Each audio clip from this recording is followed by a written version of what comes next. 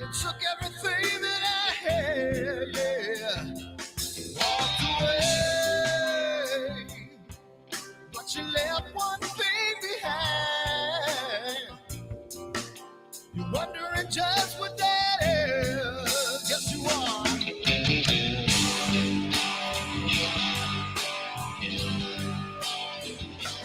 Well, the world stops spinning around, I'll be rocking. When the wall comes tumbling down, I'll be there. When the world stops spinning around, I'll be rocking.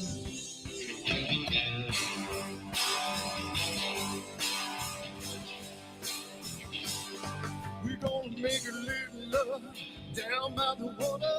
Maybe out the sun, maybe out the daughter when the music man calls.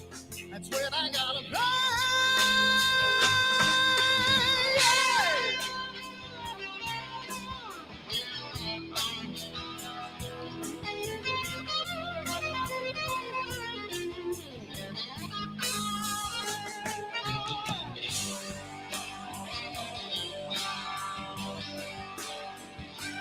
So I burn for the things I never had. I'm burning with hate, with love. Spin around. 'Cause as a boy I had a dream. Carry it with me today. Yes, I do.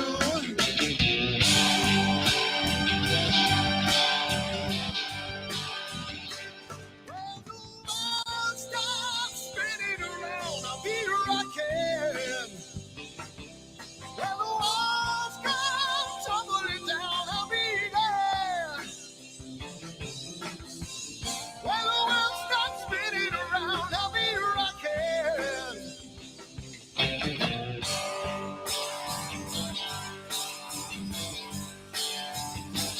When the world stops spinning around, I'll be rocking. When the wall comes tumbling down, I'll be there. Hey, hey, hey, hey. When the world stops spinning around, I'll be rocking.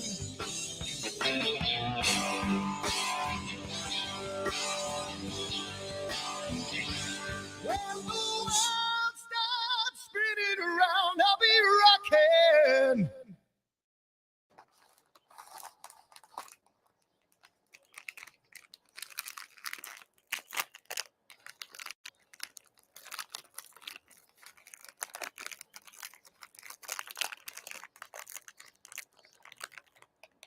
Giotto's is so good.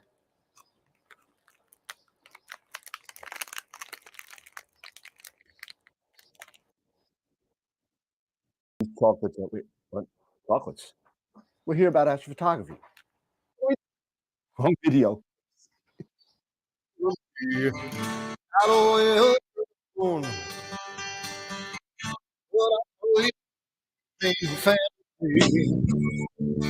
Not you every day. Turn it up, it's just your way. Rocket fuel runs through your brain. Like I told you on the train, that it's the only thing she knows.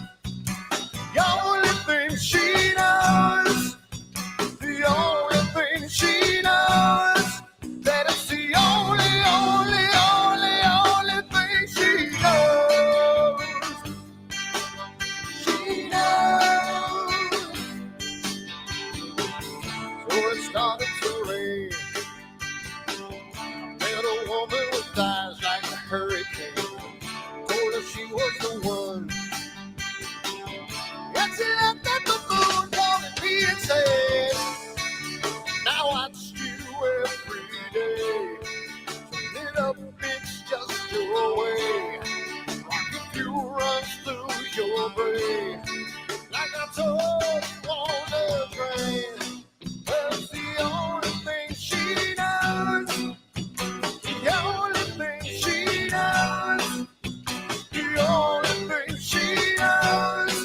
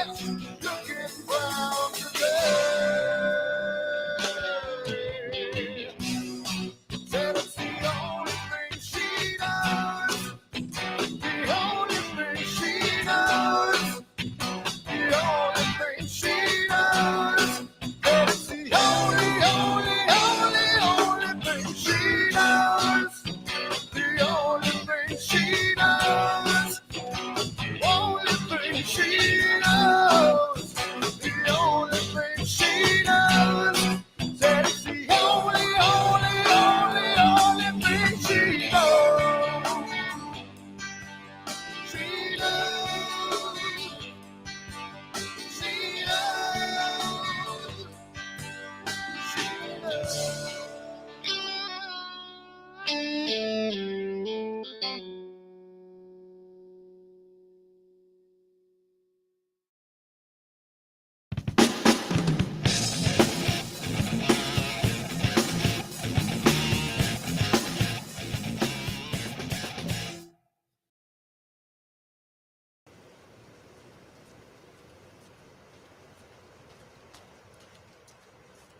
What the hell's wrong with my telescope now?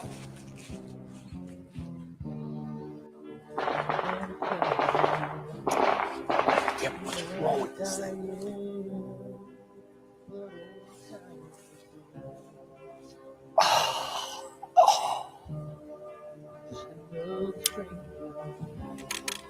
The lost Lone Ranger, can I break this spell?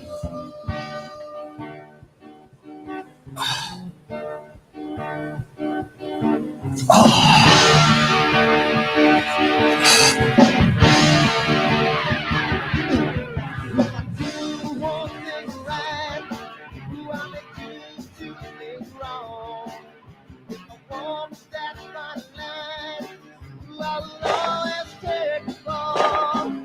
If I don't do left, I can live from the right. I sleep all day long, then I'm breathing through the night.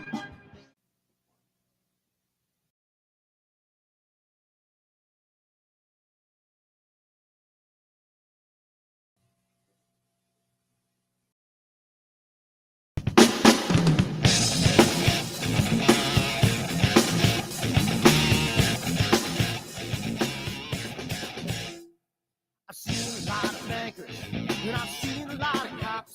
I've seen a lot of lawyers pull out all of the stops. I've seen a lot of children with their parents in their hands. I felt a lot of women who refuse to understand. Well, I don't think I understand why we're making such a fuss. And I don't think I understand what's come of all of us. And I don't think I understand why we take this world for granted. I just want to get right back to Guitar Players Planet.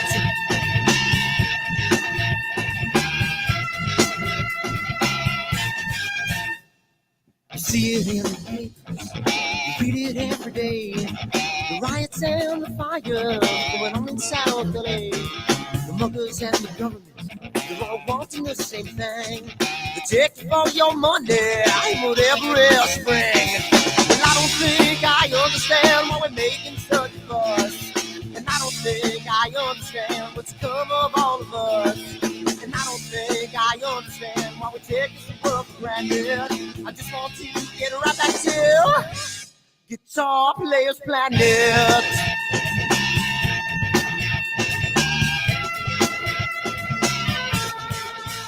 Take me.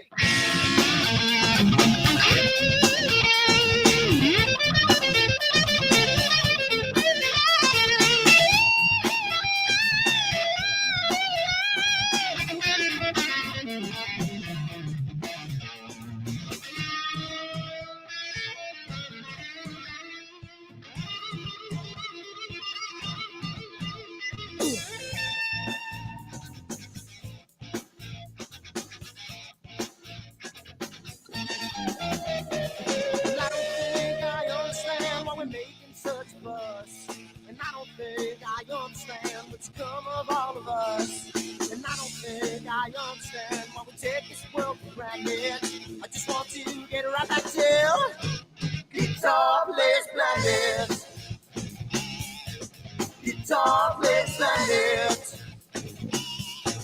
Guitar Players Planet. Guitar Players Planet. Guitar Players Planet. Guitar Players Planet.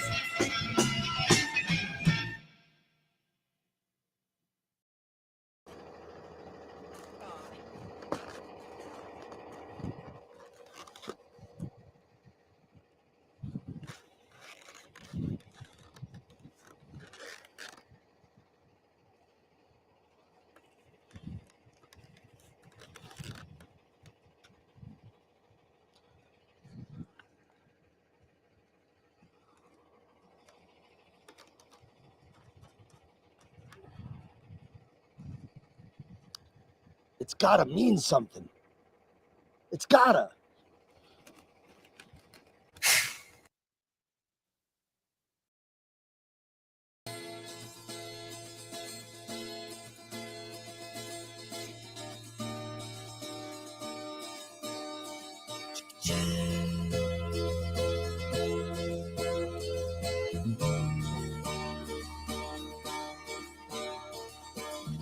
Sunny skies, the smell of palm tree air. Looking back, I could never feel fair. The way the music has touched my soul, the way that the sound holds its control. But I've got a new way to choose. I'm gonna start running back to the lands of new. Oh, na na na na na na.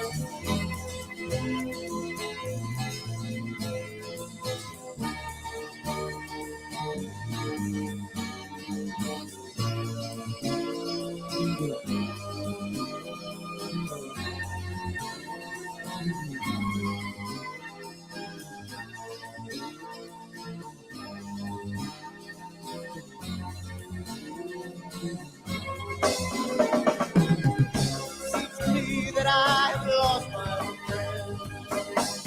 Got the sunset on the highway again. Then I get lost on a long summer day. I must go back before it's too late.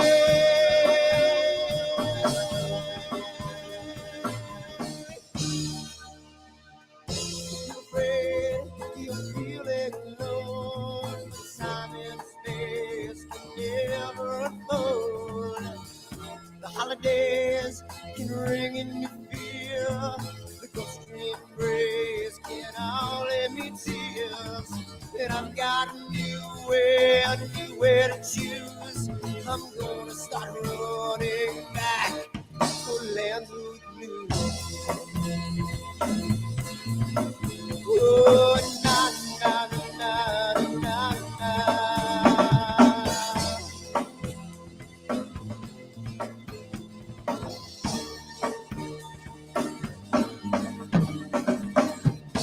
Sitting at the lake, I'm feeling confused, but I had my guitar, so I played this blues. But I'm afraid, what might be true, that I might never be back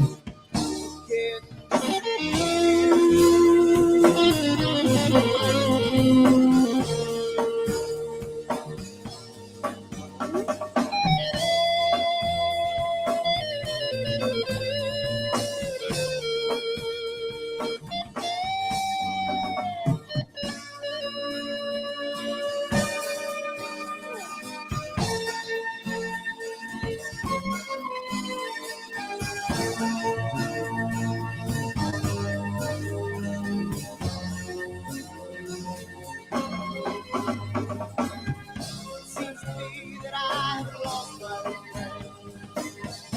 Got the sunset off the highway again.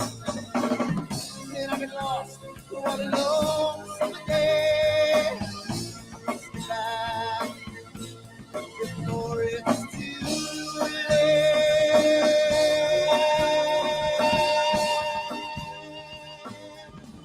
Before it's too late.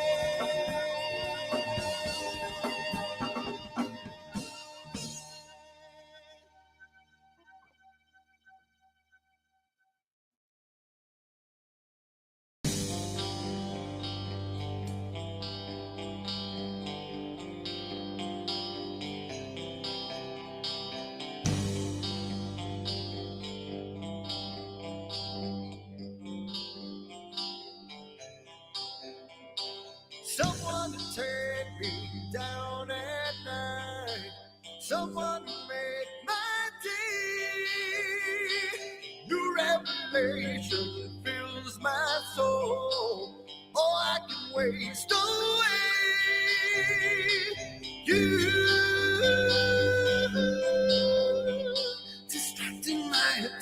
you're all that's on my mind. You, not looking for perfection, but you're too hard to find. Now the first night is coming, and I know what to do. You know that nothing feels sweeter than someone else.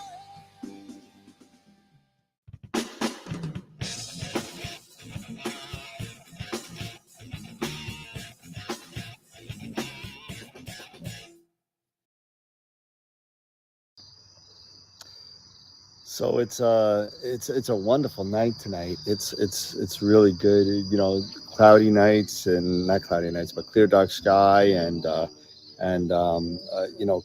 was it clear outside.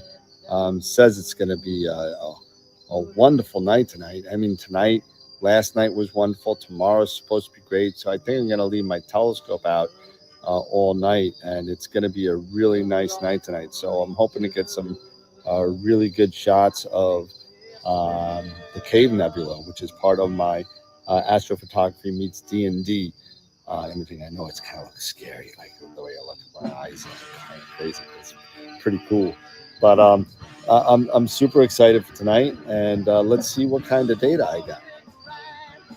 Well, yeah. Dirty. I swear to God, these clouds are just pissing me the off. I don't understand. I don't listen to these things anymore. I can't take it. New York, you suck. And you know what? I'm so done with all this. My telescope's out here chilling out, and all I got is freaking clouds and PhD peeping at me from no goddamn end. Unbelievable. What am I gonna do? I need to move. I'm so finished with this. I hate this.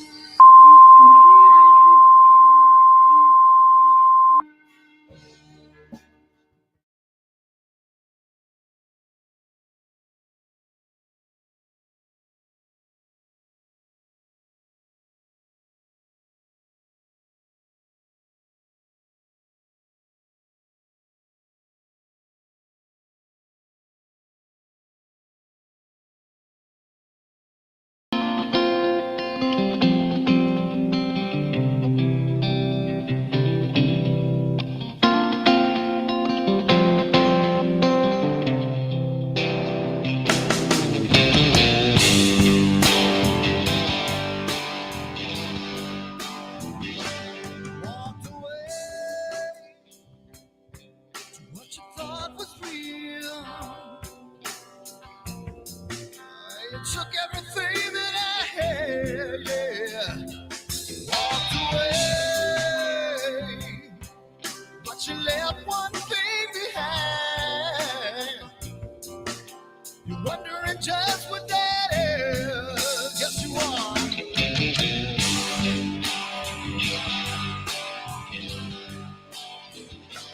When the world stops spinning around, I'll be rocking. When the world comes tumbling down, I'll be there. When the world stops spinning around, I'll be rocking.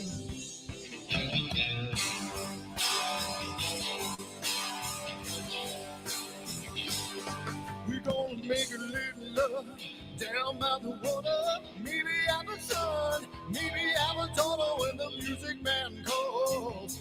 That's when I gotta play.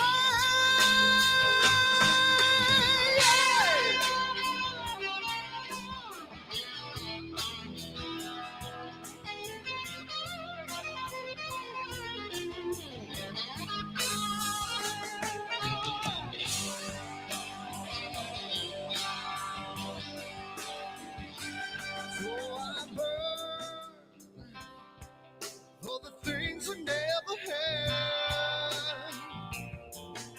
I'm burning with hate, with love. Spin around. 'Cause as a boy I had a dream. Carry it with me today. Yes, I do.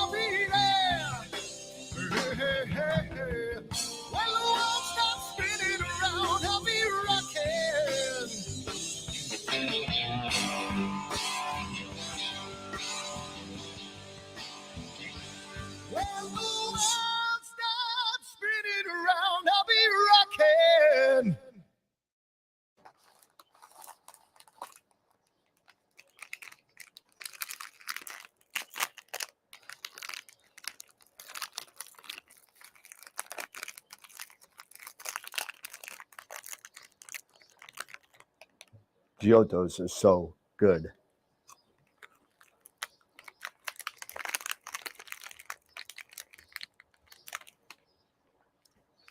These chocolates are what?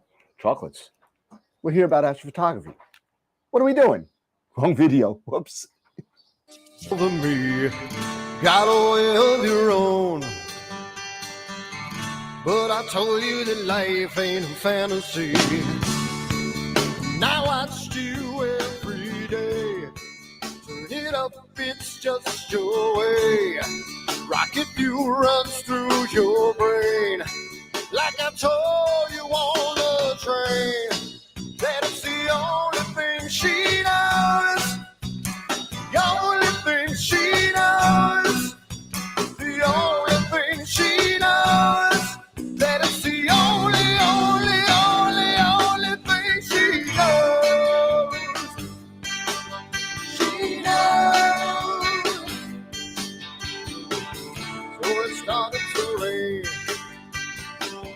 Met a woman with eyes like a hurricane. Told her she was the one. And she looked at the moon, calling me insane. Now I watch you every day. Turn it up, it's just your way. Rocket fuel runs through your brain. Like I told you on the train. Well, it's the only thing she knows. The only thing she knows. The only thing she knows. That it's the only thing she knows. Got up on the wrong side and I'm getting burned again. That grass is looking brown today.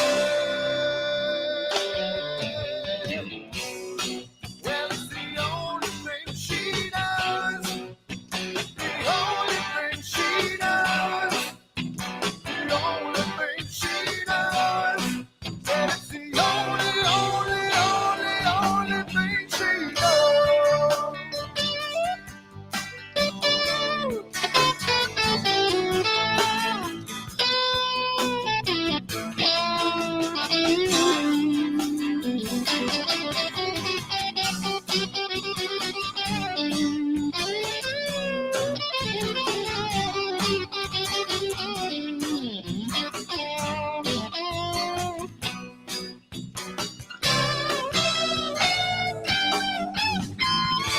I woke up on the wrong side and I'm getting burned again.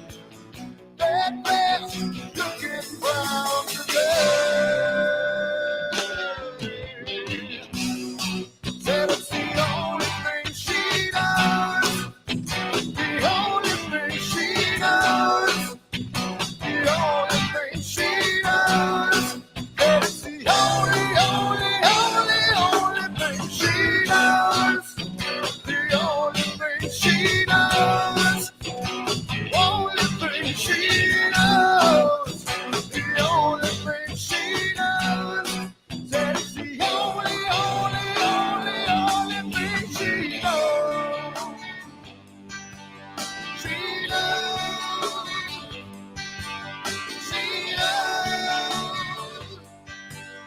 She knows.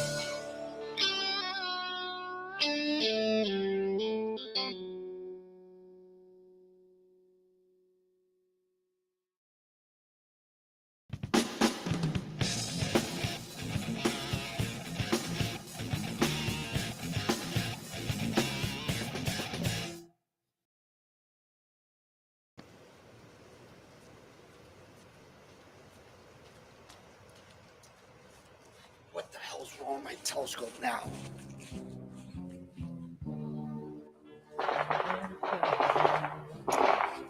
Damn, what's wrong with this thing?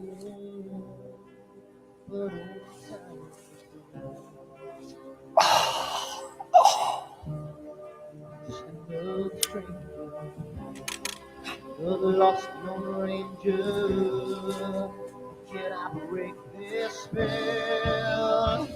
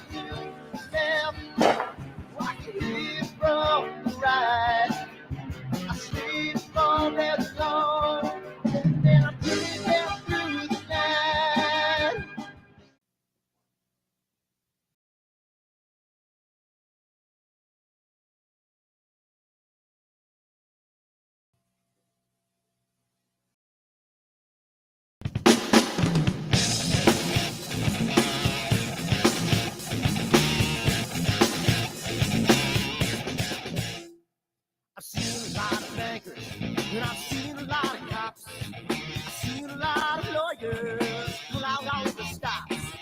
Seen a lot of children with their parents in their hands. I felt a lot of women refuse to understand. And I don't think I understand why we're making such a fuss.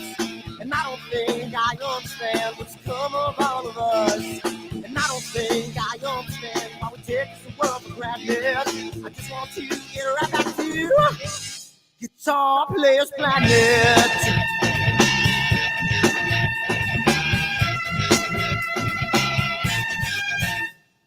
You see it in the papers, you read it every day. The riots and the fires going on in South LA. The muggers and the government, they're all wanting the same thing. They take all your money with every spring. And I don't think I understand why we're making such a fuss. And I don't think I understand what's come of all of us. And I don't think I understand why we take this world for granted. I just want to get right back to Guitar Players Planet.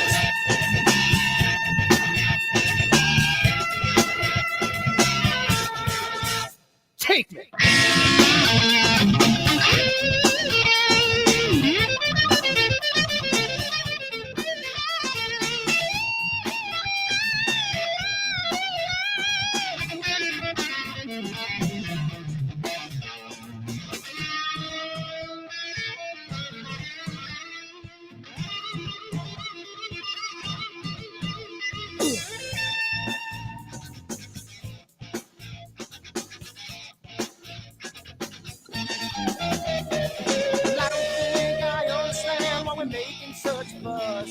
And I don't think I understand what's come of all of us. And I don't think I understand why we take this world for granted. I just want to get right back to Guitar Players Planet. Guitar Players Planet. Guitar Players Planet. Guitar Players Planet. Guitar Players Planet. Guitar Players Planet.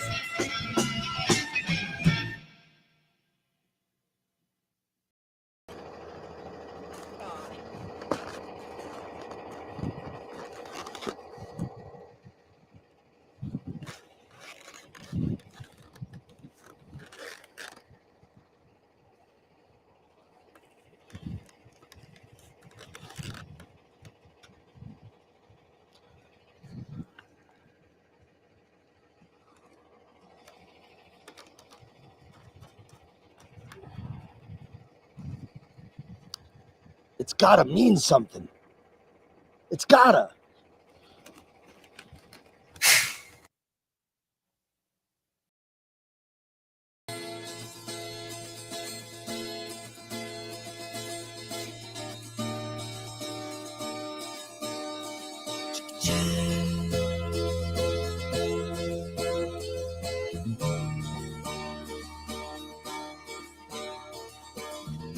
Sunny skies, the smell of palm tree air.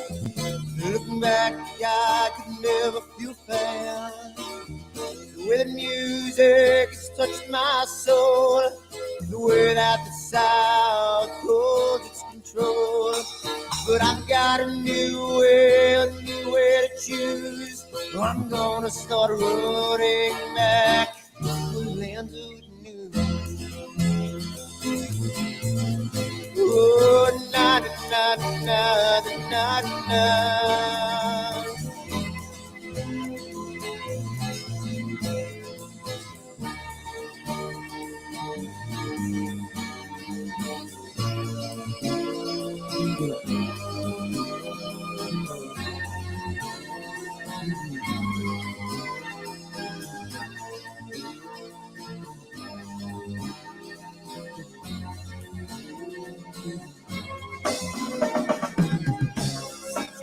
That I have lost my friend. Got the sunset on the highway again. Then I get lost on a long summer day. I must go back before it's too late.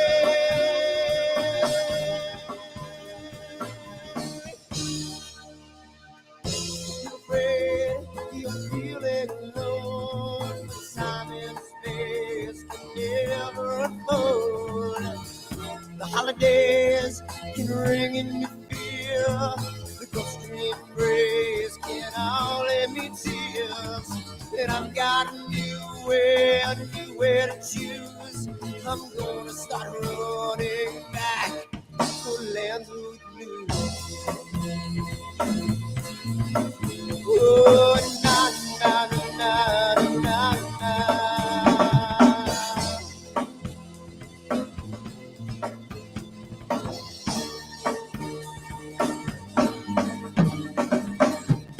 Sitting at the lake, I'm feeling confused, but I had my guitar, so I played this blues. But I'm afraid, well, my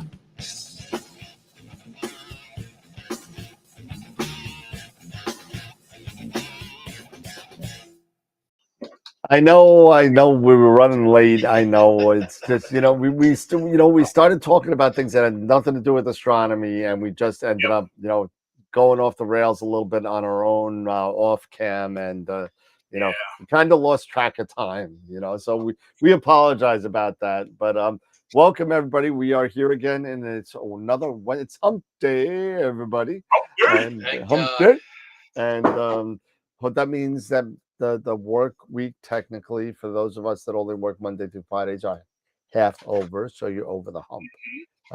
Unfortunately, when you have somebody like myself that works on Saturdays, hump day is not until tomorrow. So and tomorrow's my day off, so it really doesn't matter. So yeah. So welcome everybody to the show tonight. We're going to be talking a little bit about Eric's been doing some stuff with processing. I've been doing some stuff with processing. And that seems to be the way the show's been kind of turning over the past couple of weeks, is focusing on different processes and how to do different things, and what PixInsight could do for you and your processing workflow. Yeah. So I mean, before, I know, Eric, you got a lot of stuff to go through. I know you kind of put a real good presentation together. So I appreciate that, because I've just been working all day, just like everybody else. I hear you, man. And Eric's good like that. See, I come home and I'm on the phone all the way till the show. Eric comes home, he eats, he's a little late, and gets on the show. So I mean, tells the kids to shut up, and goes down to the basement. Yeah, So go down to the basement, tell the kids to shut up, kiss Robin, say I'm going down, to see you later, and she's like TTFN, and then I'm just like, all right. and Dave right now just can't stand life right now. So I mean, he's just like he's had a rough day. So we've all had a rough day. NX101, Tom, forget the AM5. Sorry, but I like my NX101. I love it. I have it. It's sitting around. It's right here. But I love my. I cannot lie. You other ones can't deny. Your face, you get strong. I was hanging by a string. Yeah, if I had a choice for the Knicks or the AM, I'd go Knicks all the way. But I still like that WD-20, that Warp Astron. Oh yeah, that's been getting some good reviews. I like the fact that it has a direct drive servos, right? As opposed to a stepper motor. And you do pay for it a little bit more, not that much more than a Knicks 101. Not if really. you think about it, the Knicks 101 is $29.60, and the Warp Astron, they just lowered the price for the US to $31.99. Yeah, so originally, when I became a dealer, it was like $3,400, and now that they're lowering the price. So we'll see what happens. I'm still looking at the that CQ 350 though. I like that CQ 350. Yeah, but again, the CQ 350 it's not; those are different types of mounts. So the CQ 350 looks great if you're looking for something portable with a heavy payload. And listen, I'm sorry, Mike. I'm not trashing on the AM5. I just like everybody likes what they like, and everyone's going to promote what they like, and everyone's going to promote what works for them. I just love the Nix 101 because you know what? I am just waiting for the day that the ASI Air actually has a driver on there that says Pegasus Nix 101 because it does not, and it will not probably ever. They hate each other as far as I know, but you know, I well, really don't. oh, you But go but read for me, it's like read Cloudy Nights and find Oh, I out about the know. driver I know. situation. I know. I do. I know. for lighter weight scopes, I think the lighter weight scopes, the harmonic drives are so much better because you don't have to worry about balancing and everything like that. Nothing. When it Yeah. comes to my bigger, heavier scopes, I'll put it on my EQ6, no problem. I can get them balanced without any issue, and the EQ6 rocks. And Yep. but I just got that Carbon Star, and it's so lightweight. But with the camera and everything all up front, it makes it awkward and out of Yeah, balance. sure. And trying to get it balanced right, it's kind of wonky. So it's like that is a perfect thing to use with a harmonic mount, where I don't have to worry about balancing it. Yeah, I'm getting ready to put in my next order for the Warp Astron stuff, and I'm seriously thinking about just because I know we got two people on the show that are looking to get one, and I'm really close to pulling the trigger on one for me based on the response that I'm seeing online on them. I've had 4 of them in my hands, and that's all they lasted. They went from my hand, they went off the UPS truck to my hands to my delivery station, added a sticker, went onto my hands again, into my car, and at the UPS store. That's as close as I got to it.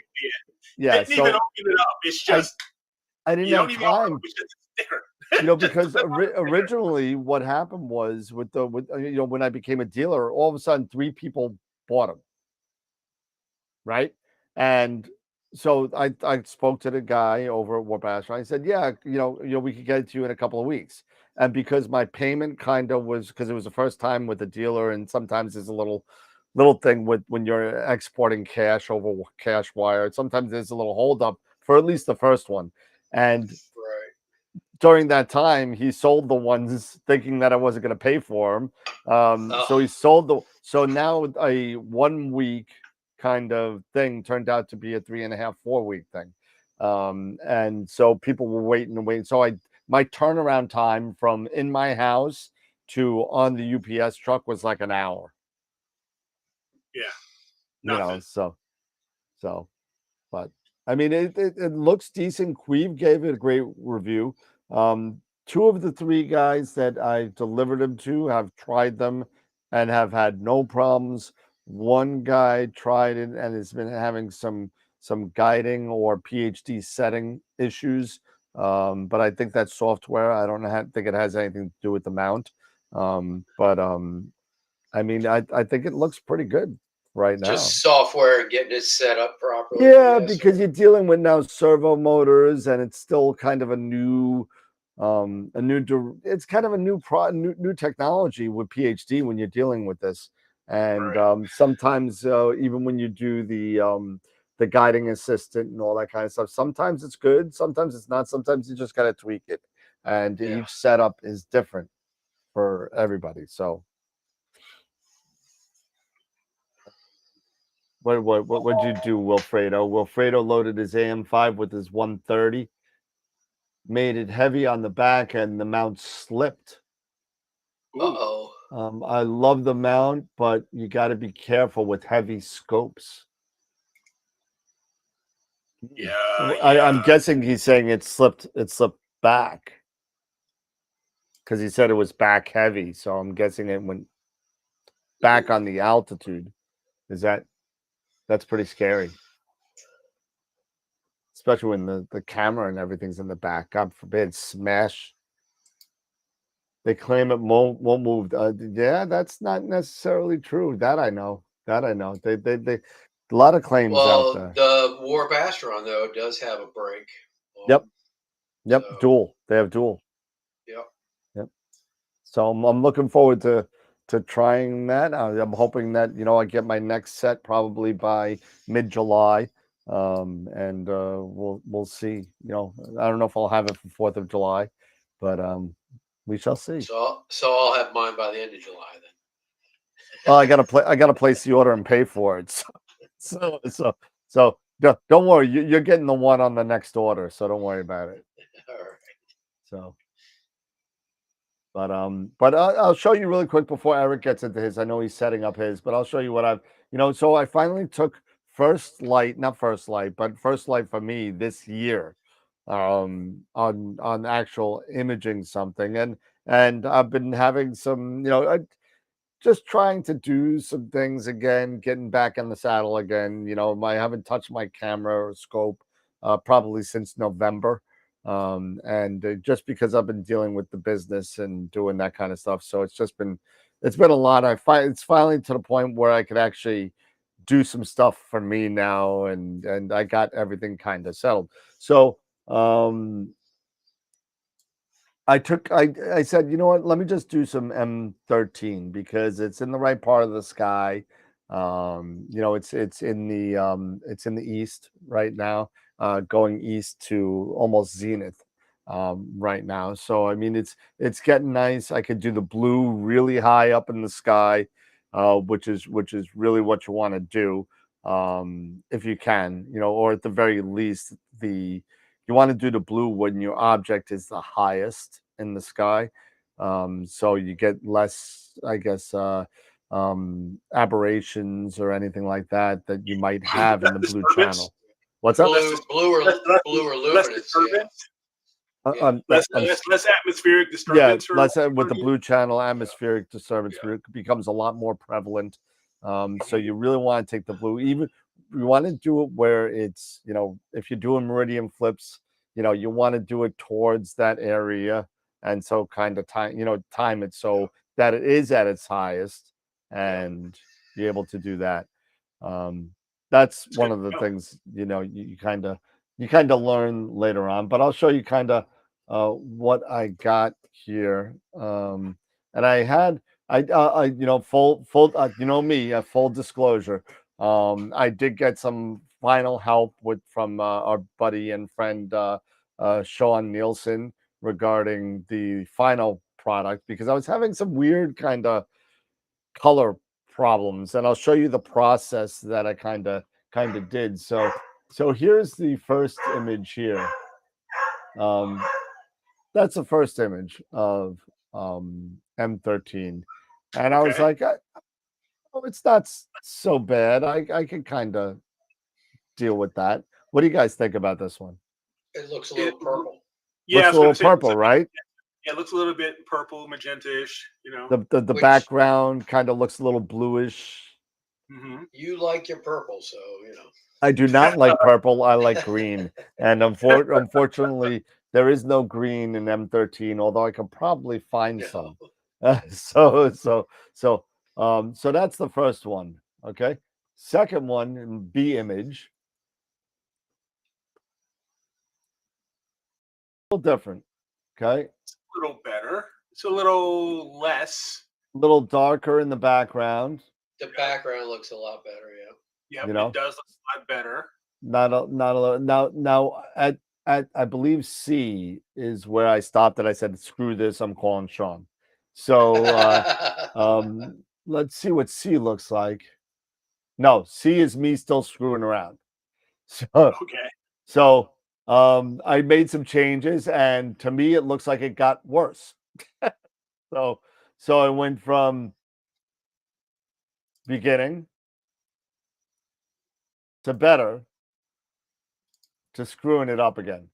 So so I said, you know what, I'm not getting these colors down. Let me talk to Sean. So now you can see some very distinct, if you look here, distinct colors in the background differential.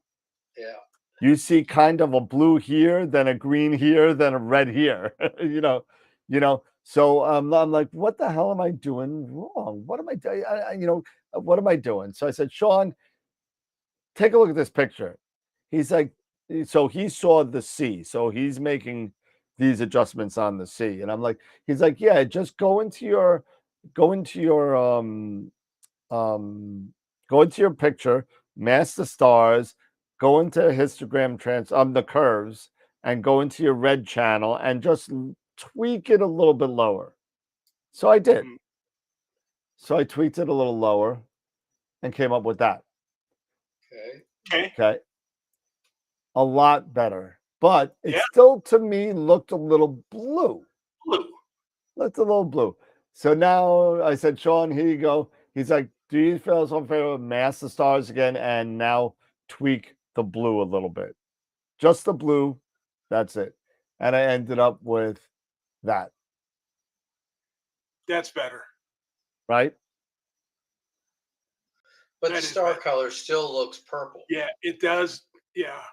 Yeah. Okay. You got like, but you've This got is- like magenta looking stars Mm-hmm. Magenta. What, like this? towards the Yeah, towards and the even- core, and even like and around the the core core and front. everything. It looks, at least through YouTube, it looks. Yeah, maybe it's well. No, it's a Dude, little purple-ish, I guess. It's a little purplish. So when you pull up your histogram on that, so pull up your histogram on that. On the other screen. Hold on. And I'm curious what it looks like. Click on your check mark there. Well, they're all pretty lined up, aren't they? Yeah. Yep. So if I just Interesting. kind of do maybe What happens if you did a fix? What is that script? That fix magenta repair stars? magenta stars or something like Yeah. that. Yeah, something like that. Yeah, I wonder if that would. what is it? Yeah, it's go to utilities. Yeah, it's It like says under- correct magenta stars. Yeah. And it just run it on that image. Yeah. Execute. You have to can't execute drag and it. drop. Oh, Yeah. okay. Where's my mouse? My mouse disappeared. Uh-oh. There we go. There you go. Booyah! There you go. There we go. Now you're talking. Now. Now you're talking. Yep. Now you can go into curves and saturate those stars a little bit more and bring out the star colors.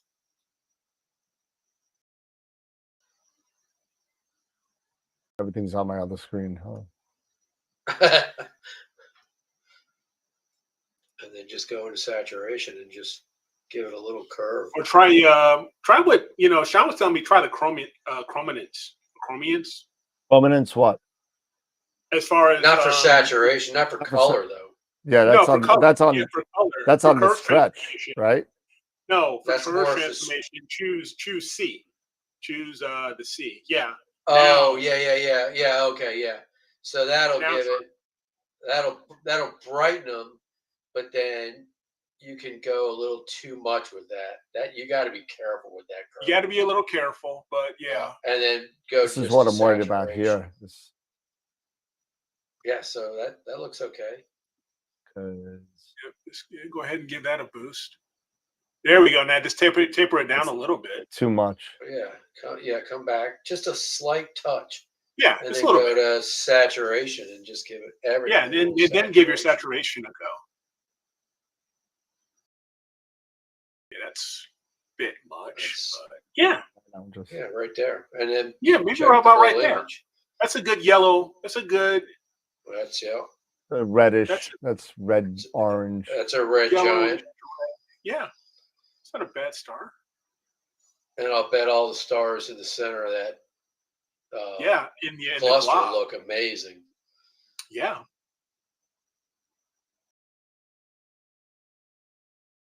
Yeah, look how Yeah. it pop. yeah.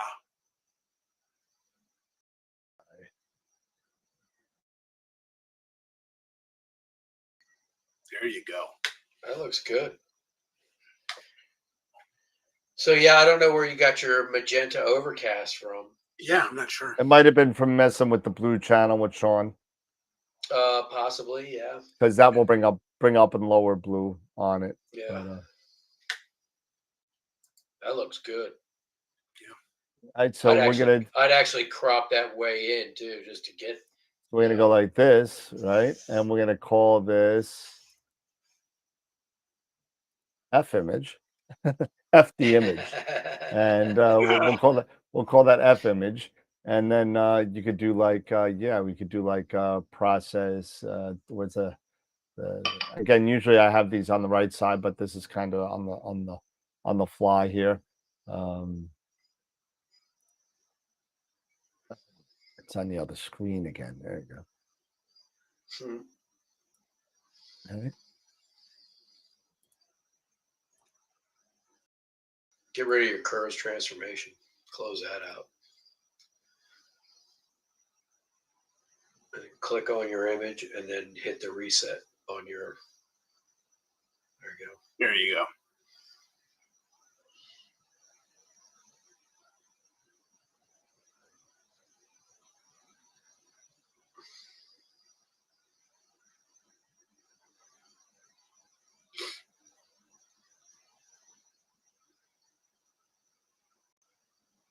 I don't like this galaxy though. Well, you can keep it in there. Yeah, just open up your crop a little more and see about keeping it in there. Oh my God, Eric, he made a square crop. Nothing. I wasn't gonna say a thing. It's not a perfect square, and it's a glob, so it's okay. I wasn't gonna say a thing, man. Something like that. That's good though. Yeah, that looks cool. That's good.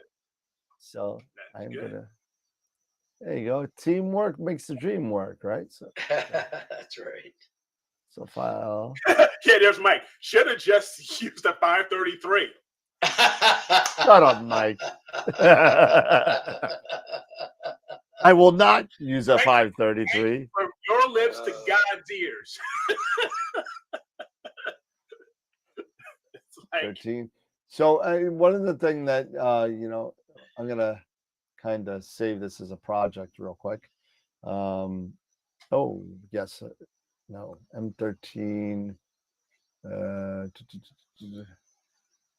Hey, there you go. Do that. No. This file. Save project.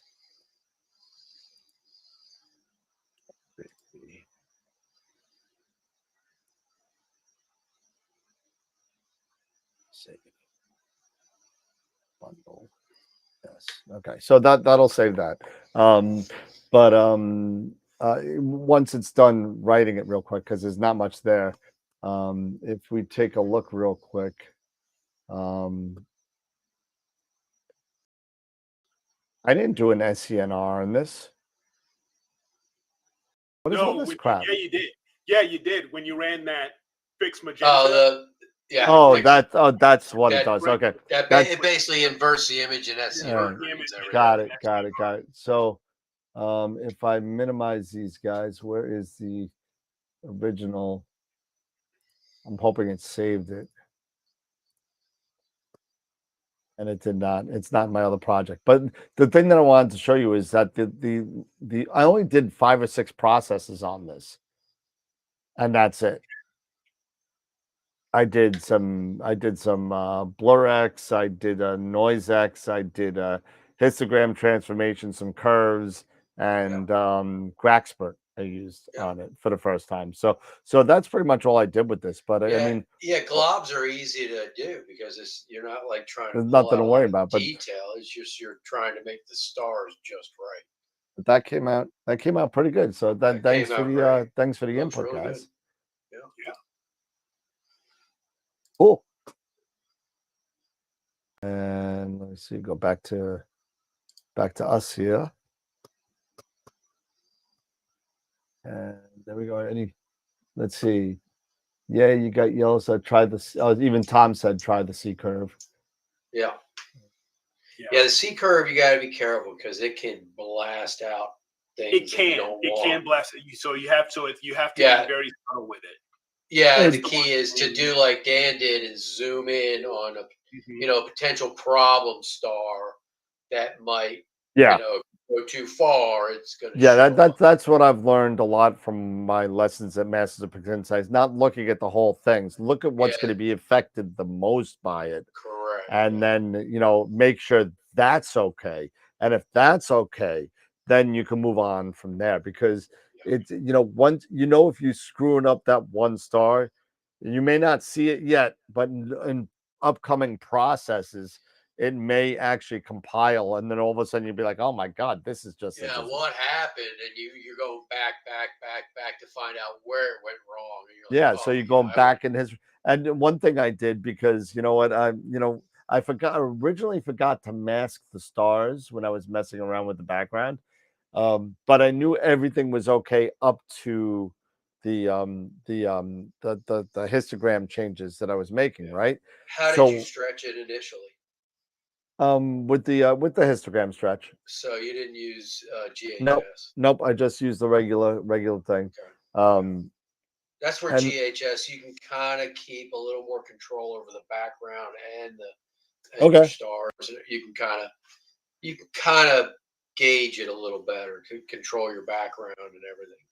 Well, but what I did, and this may be a trick that some people may or may not know, if you know that everything is good up to a certain point in your picture, but you got to go back and you got to figure it out, right? But that there's a way to kind of do it, but you just want to kind of start off fresh. You could actually take the processes in your History Explorer, and you can make what's called a process container, right? And you could take all those processes that are good up to one point, right?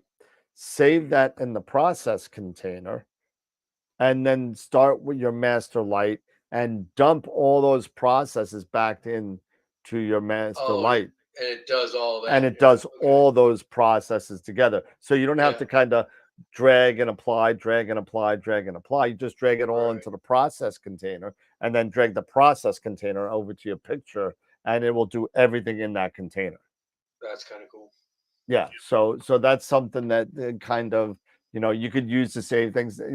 That's if you want to start afresh. If you just know that it's the one before, you just go back one in your process, because what the History Explorer really is, it is a process container, if you think about it. And, it basically just holds all your processes, right? So, but if if it's just like one or two behind, you could just go back in time by clicking on the second one before it. And then anything you do after that will overwrite the future ones. So if Dennis wants to know if you can show that, what the process container is and what it looks like. Sure, I could do that. So let me go back to my screen here. There we go. And where's PixInsight? Here we go. Okay. Let me see if I could open, because I opened up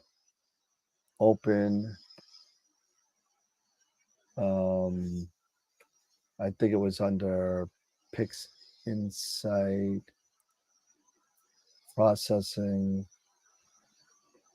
There it is. Here's the original project.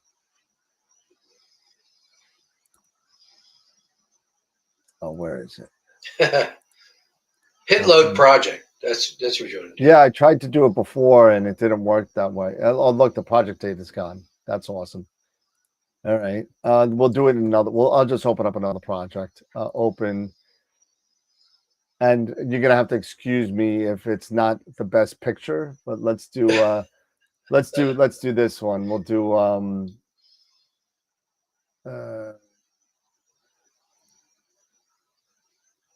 this is in a saved project. I'm looking for a project that I've had. Don't you want to go to load project? Yeah, but if it's not in a project file that I have, it's just if it's not one of my recent ones. Oh, gotcha. Let me see. Astro acquisition. Right, processing. Here's a project. Ron B1. What is this? Project data. Oh, maybe I got it. It's the other one. It's the other one. No, that's the icon. Oh, yeah. Go to load project. Yeah. File. What the hell is it? Load project. And we'll go into Azure acquisition and processing and run P1 pre. There we go. Yes. Now, this is an old project that I had said this may take a little while to load up. I don't even know what picture it is, to be honest with you. It looks like it's something with multiple layers on it. Let's see what this is. Oh, it's M13. There you go. All right. M13. So there you go. Okay. So let's see if I have one here. So let's see the load history explorer. Really doesn't have much there. Where's the actual?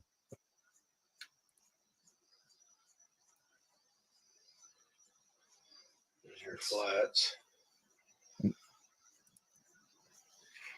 G60, B60. This is not a good project. Anyway, so what you could do is this. I'll show you really quick just on this. It's really not going to matter. Just so you can get the idea. So if you go under process and then process container, right? Mm-hmm. And now basically a thing that looks like your history explorer is going to pop up. Now, let's say I wanted to take the information out of this picture, right? And I wanted to apply all the processes to another picture. So let's say image identifier. I'm going to take this, I'm going to drag this into, and whatever else I was in here that I wanted, and I would drag it, and put it on over there. Now, right now, this is just going to change the image identifier to G15. So let's say I just want to do this to, even though it's going to give me an error, to R15. I could just apply. Now it says G15-1. so it added a 1, so it didn't write over this one. Right. But it'll apply everything from there into your target image, just like that. And you could save this if you wanted to. You could just do it with anything else. You could save this to your desktop and save that as an entire process and apply it to something later. So let's say you have a set number of things for an object, like a glob, that you automatically do up to a certain point. You do blur X, you do whatever. You can plop that all into a process container and plop that all onto the image until you get up to the point where, everything's going to be different, So if you sit there and you do a dynamic crop, you may do the crop the same time all the time.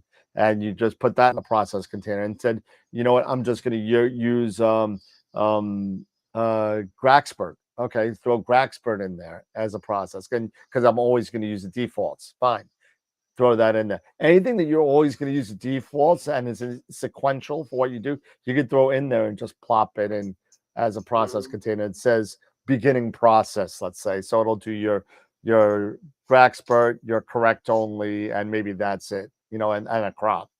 If you don't do and denoise maybe. And denoise, maybe anything that you're using all the time, the same settings. You can kind of save some time that way, and it'll run all the processes in that sequence. So a little something. Cool. The power of PixInsight compels you. Yes. The power of Christ compels you. Oh God. Yeah. All right. So that's my story. Yeah. See, Star Walking said he uses it all the time to crop his son in images. So it's a kind of way to save some time if you're doing things the same way all the time. Yeah. With the defaults and everything. You don't want to sit there and make a process for your entire workflow, because all of a sudden you will come up with some really horrendous pictures. So I mean, so especially if you're doing globs and then galaxies and then nebulas and then narrowband and all that kind of stuff. So it could be helpful in certain situations, especially if you want to save some stuff that you kind of do normally, but that's just a way to kind of do things. That's all. Yeah. But Eric's got some new things to show people. I don't know if they're new, but they are. Some of them are new. Some of them, people may have, on YouTube, got wind of a few things here. But the big thing that I wanted to talk about, because we've been talking about processing a lot, gradient correction, all of these different things, Gragspert. It's about scripts and how some of these scripts can be helpful. Maybe they can even save time, in your workflow process. Maybe they can make things a bit easier, especially for a person like me who has been intimidated by PixInsight a lot. What are you taking a picture for? and so I think there have been so many cool scripts that have come out recently. Oh, Jesus. Blanchard, Bill Blanchard has done some. There have been some from SETI Astro. There have been some from others that have, personally for me, have made my life a bit easier instead of me trying to overthink certain things or trying to figure out, how do I do this or how can I do that? Fortunately, there have been programmers that have been out there that have actually thought of the same thing and asked the same questions and created scripts so you can get around them, so you can do this stuff. So I'm going to go ahead and I'll share my screen here, and go back here to that. Let's see if I can. There you are. There you are. Okay. There we go. So here are what I've started out with is data. I'm gonna zoom you down a little bit real quick. Okay. Position. Zoom you down a little bit. There we go. Now we can see everything. Okay, go ahead. Yeah. So let me just minimize this. So if there's any questions, because I'm not looking at the chat, let me know. But I've got some data here that I've just finished. And I'll actually show you a couple of the finished items here. So this is the Propeller Nebula that I was working on, and we talked a little bit about. So, and there was different variations that I have done, with the Hubble palette, with RGB, mixing RGB and the Hubble palette, stuff like that. So I figured, to have a discussion about scripts and and it makes me think about how okay, we got tackle. Sorry about that. There you go. Go ahead.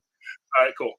So what I did was I've got my RGB and my SHO data here that's already been processed through WBPP, and it's already done a couple of things like the dynamic crop, but this is pre-gradient removal. That's why I put the pre-GR here, because there have been certain scripts and certain tools that have been out there that have that you can use, such as you have Gragspert, which has been created as a script as well as a process.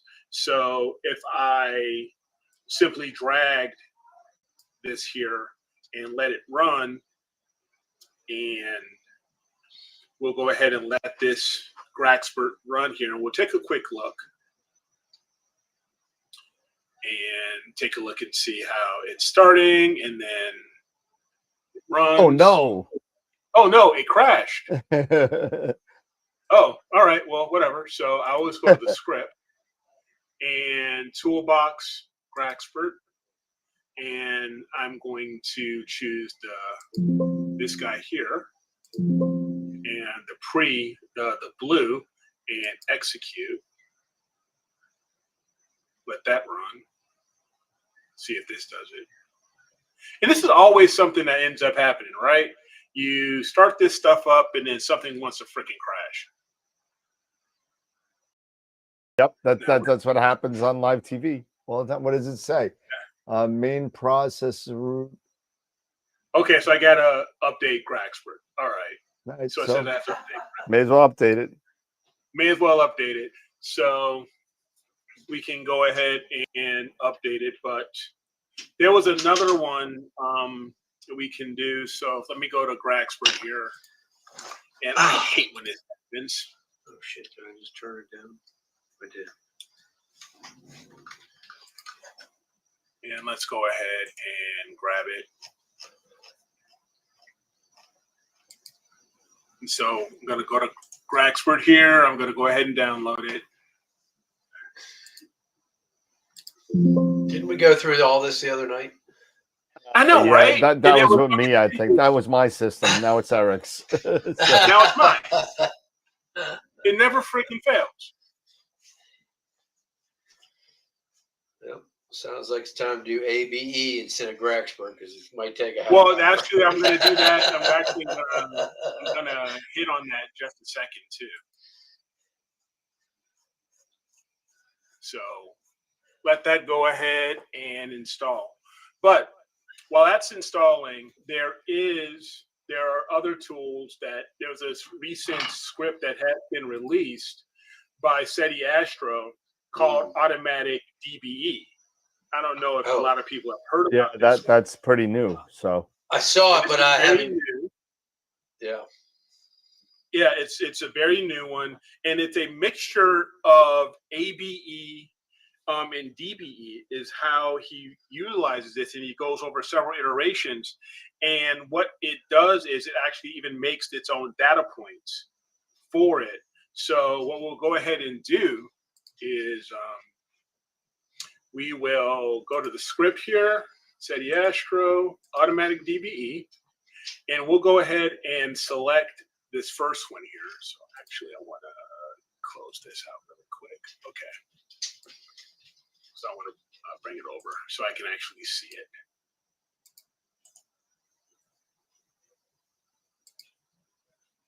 So we're going to use the blue pre-gradient, and it's basically, if you want to read, you can show the gradient, how it's it'll show the gradient that's been extracted if you click on that. And I'm going to also click replace the target image. Everything else is left at default, and you simply click execute, and then it goes through its process, and that's it. And so if we take a look at now we have the extracted back, and so if we take a look at the extracted background, we'll go ahead, and now you can see the background that's been actually extracted, the gradient that's been removed, right? So you have this here, and this has been another script that's really fast and easy to use. So with this particular, if I go to the history of this guy, what it has done is it's done an automatic background extraction as well as a dynamic background extraction. Interesting. And it's done simple, a few iterations of that. But So how you does have it that. pick your points? I'm curious with the It's dynamic. all- How does yeah. that pick? It's all it's through AI? through the script programming, and it's not AI necessarily, because it's one thing probably that's been written talked with about- the same algorithm as ABE somewhere. probably, but it's supposed to be not as, because AI gradient extraction with Graxpert, they have there's this argument that AI doesn't always do the best for gradient extraction, because sometimes it can be a bit destructive against your actual data. So this way, it is supposed to help prevent your actual data or nebulosity or whatever you're working with from being damaged. And you can even, if I go through another one here, go back to the script.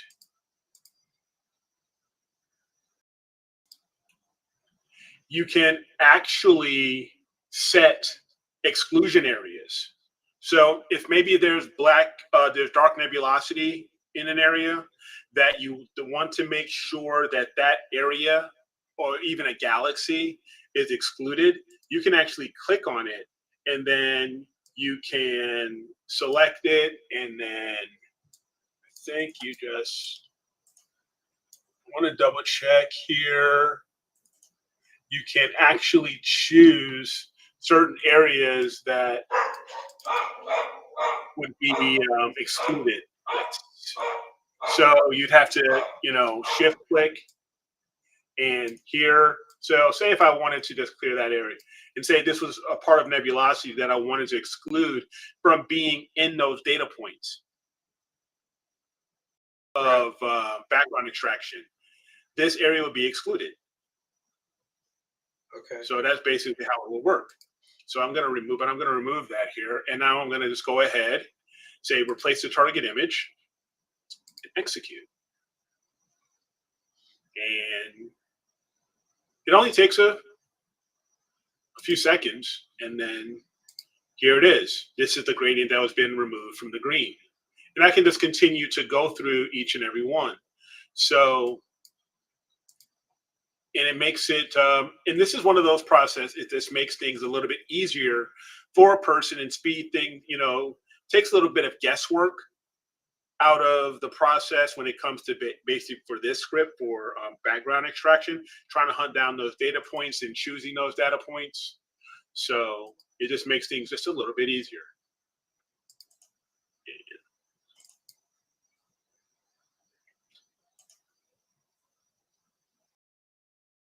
So like 10 seconds and it was done. And there was the gradient that's been removed from the red Oh, channel. wow. Okay. So, so I was going to go ahead and I'll just go through and get these others done here really quick. And you can set up a number of paths that you want or how much tolerance you want. But I have left things at default, and it seems to have worked very well. So Just so Newman said something in the chat, it looks like he's watched the video and it said it uses AI just to make sure that the points are not on the star. Okay. All right. yeah, So it does use some AI. Yeah, but it looks like only Maybe to it make uses- sure that it doesn't use AI as part of the extraction, just making sure you're not getting any random values because you're on a star. Got it. At least Which that's is what I'm actually getting from pretty. the. That's pretty intuitive, though. I mean, Yeah. That's yes. So let me just do this again. I I would forgot guess to that Graxpert, that's how it works as well with the AI. So I'm going to replace the target, and now I'll run it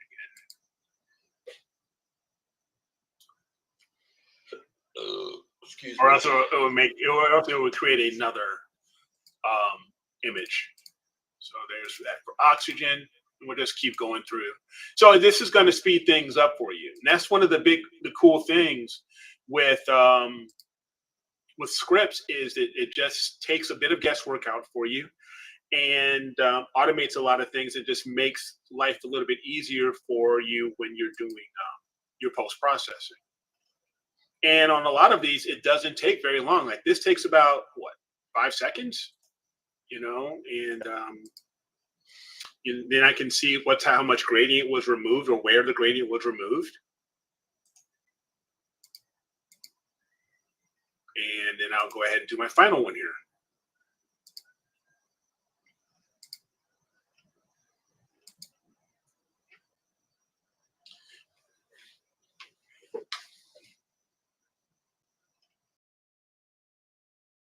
Okay, so now all of the background, the gradient has been removed. Background, has been corrected. Which is which is very nice, to have that done.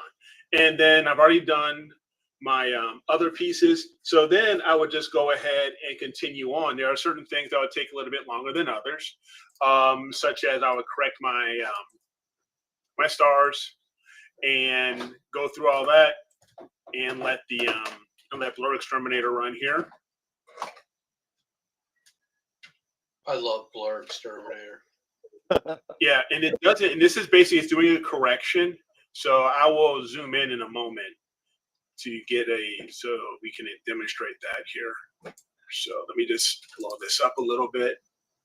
So, and let me go back.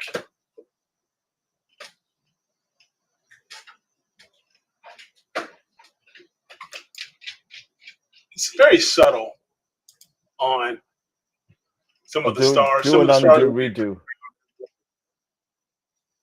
Yeah, that's what I was doing. Undo. There's really not much there. Why is it so? Not much there. But let me go to. Let me go to blue. Because as you can see with blue, there was a bit of streaking here. So let's just correct this as well. And let's take a look and see how this one does. Blur Exterminator, yeah, the Blur Exterminator doing deconvolution on these stars is fantastic. And it doesn't take very long. I just did it on my HA data from last night, and oh my God, what a difference it makes. Nice. Okay, so And as you can see a little bit. What are those You spikes? can see what are the spikes? Are you shooting through telephone lines, Eric? This area I was shooting through a tree. There was a little bit that was around a tree. So, but as you can see, the difference just by that simple correction. How it's made that star a little, rounder and tighter and things like that. Well, but look at the other ones around it too. Go back. Yeah. So look at the ones around it. See? Yeah. Even our ones around it. Yeah. Yeah. It's amazing. What a great tool. It is really, really cool. And so we'll go ahead and knock these out.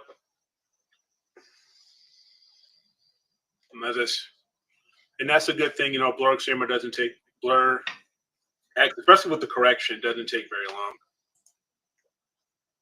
Yeah, correct only doesn't take very long. Yeah. So those are done.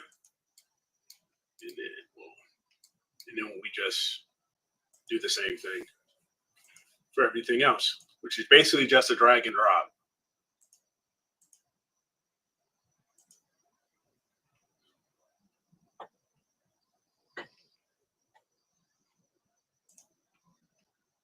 And so we have that guy, HA, and then I'll do 03.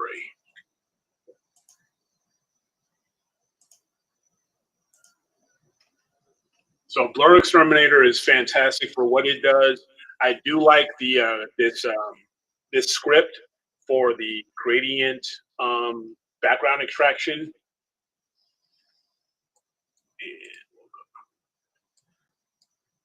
Now, one thing also when it comes to scripts is that not everything is necessarily in a repository. That you can, there are a lot of times where you can grab scripts, where you can upload, enter in the URL of a repository and download scripts straight from the repository by, simply going under resources, updates, manage repositories, click add and type in the URL of that repository, and then it'll start downloading whatever scripts there are. Sometimes what happens if, there's not a repository and you go to a website that has a script that you're interested in, and you have to download that particular script. So what you'll do in that case, and I will do this as an example, we have this one here called the statistical stretch script. And once you have that loaded, you can simply, you would copy this. So if I would do a copy and then go to where my PixInsight is located under Program Files, PixInsight, SRC, and Scripts. And there you can drop the script in here, or if you want, you can put it in Toolbox. Doesn't really matter where. And then once that is in there, then you would simply go to Script, and then I would go to Feature Scripts and click on Add. And then it would search those folders that are listed here, these paths. And if there are new scripts in the path or in these folder areas, then you can go ahead, then it will check it, and you would then enable that script. And then you can go back to Script, go to the particular area, either under Toolbox or SETI Actually here for this example, and there it is. Statistical stretch is another one where it uses where he's using certain calculations within and using histogram transformation and using statistics to give you calculate the best stretch possible. And so we're going to go and we're going to hit that really quick as well. So, okay, so blur exterminator is done here. And then after all these are done, and we've done this with BlurX, and we've done image solver and all that stuff. So I do image solver just for the sake of when I'm working, because sometimes when you are cropping things, you lose the astrometric solutions. So Yeah, you will. using image solver script, which is another script, and it goes back and it reads the header information. It will then replace that missing information. It doesn't take very long at all, and puts that information back in. So when you're ready to do any type of color correction, through spectrometric spectral photometric color calibration or stuff like that, you can do that. So, which is another. So this is another example of another script that you would use to help save you some time. And so a lot of it you can just simply create a small shortcut for it or a process icon for it and save it. And I'm going to go back here.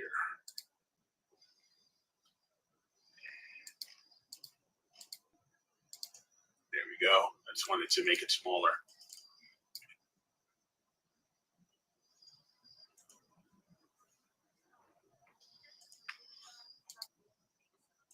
Okay, and same for this one.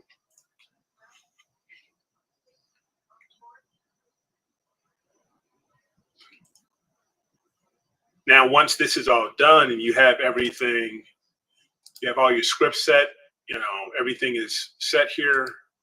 Oops.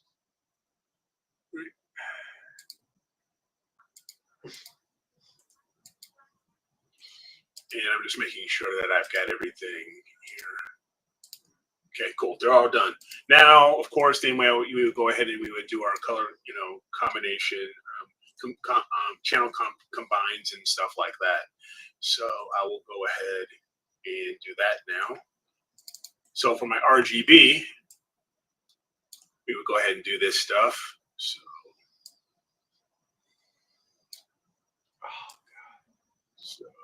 blue.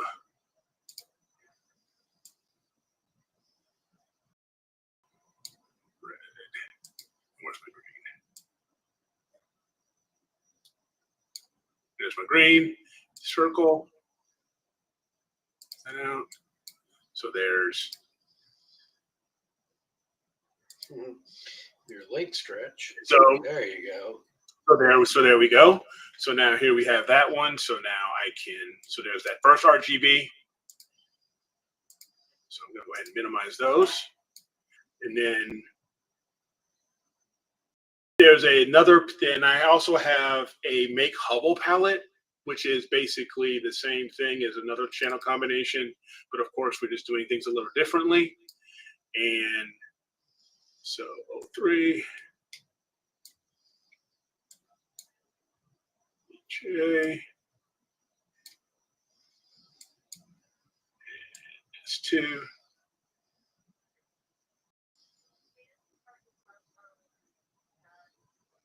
Fun drunkard.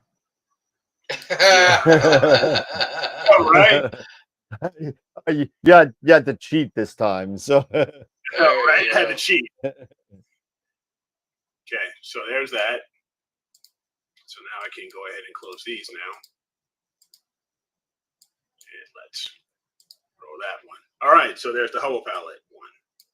With your magenta stars. With magenta stars, exactly. So we get these all out of the way here, out of my processes. Okay, so once that's done, then of course you would do your. Since I've done the image solver script, now it makes the spectrometric photocolor calibration process a bit easier. So I can go ahead now. There's another script here when you want to locate. Now, when you have thick, somewhat dense star fields here, sometimes it's kind of hard when you want to do background neutralization to locate some decent background space, right? So there's another script that was this, that said he actually discovered or put out there rather, that would be, it's called Find Background Beta. It's a beta one. So basically what you would do is you would open this up, select your image. So here, actually, before I do that, I'm just gonna, close it. I'm gonna rename this. Let's rename it RGB1.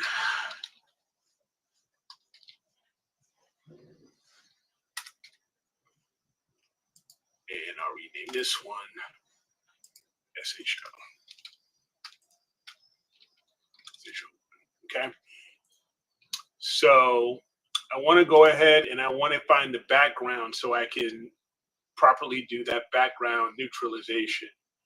So I will go to this script, select one of these here. So I'm going to do RGB1 first, and it's going to find a background preview for certain things such as color balance and SPCC and others. So, and it does tell you that, that the gradients and artifacts have to be removed first. So that's already been done. So we'll just go ahead and simply execute. And it'll calculate, find the best spot, and there's the background preview. Right there. That little space. So now I can go here, check background neutralization, and then the region of interest, I'm going to go from preview and select the preview RGB1 background. Okay. And execute it.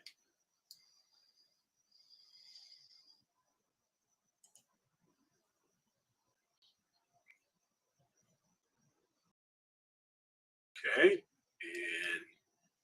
the white balance functions are done. Now I can Link it. restretch. Stretch now. And there it is. Now that one's been color calibrated, and now I'll do the same thing with the same script. Right. Find But the you can background. link your stretch now on that. Yeah.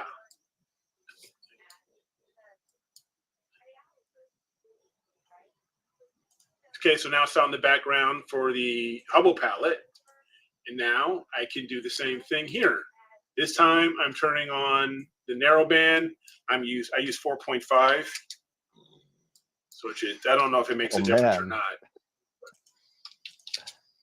And then I'm going to select from preview the SHO background. There it is. And then execute the thing. So these scripts are quite helpful to help you get certain things done. And here. And so there that one is. So there, boom, now that's done. And then now can continue on with Blur Exterminator and everything else. So I'm just going to quickly do my full Blur Exterminator. This one takes a little bit longer versus the correct because I don't have the CUDA cores. I don't have an NVIDIA card. If I had an NVIDIA card, it would be a little bit faster. But it's still going pretty quickly here. It's done. And then one BlurX on this guy.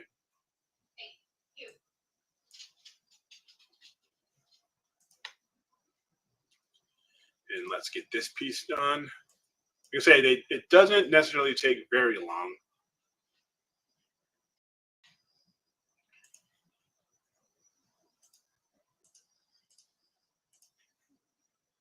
Okay, both of them are done. I'll go ahead and get rid of my previews. Where's my preview? Where's that preview?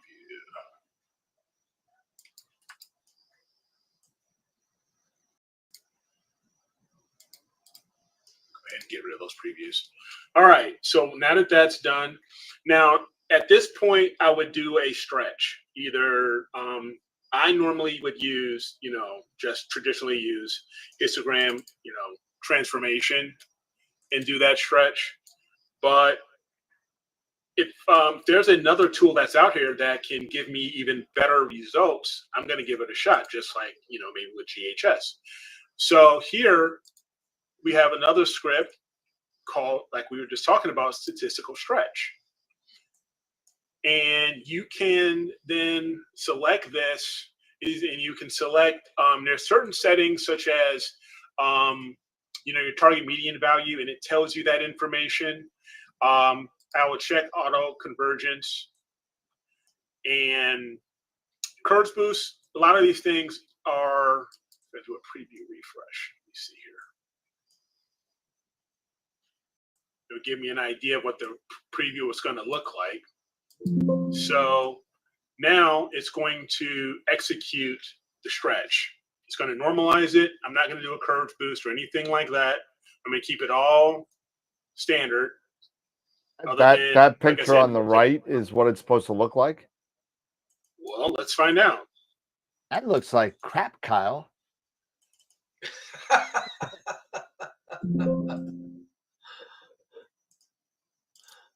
Yes, it looks like poo. What? Now, That's the propeller? Well, you see the propeller. I do. You don't see a propeller? I don't even want to say what I see. You see baby food? Something like that. But you're gonna clean it up. But no, you can actually, if I go back here and I undo the process container. So if I go back here to history, and let's just go back. And that's one of the things that you can always do is you can run this again. I see the propeller there. And the next thing I know is I'm watching Pink Floyd The Wall again. Now what you can do is if I refresh this, you can do curves. It disappeared. You can do median.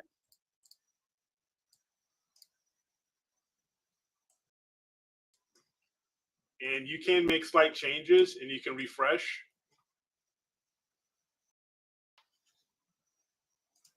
Bring things down.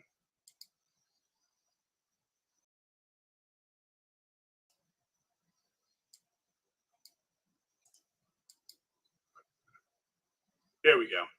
I had a link stretch. That's why. I think that's what it was.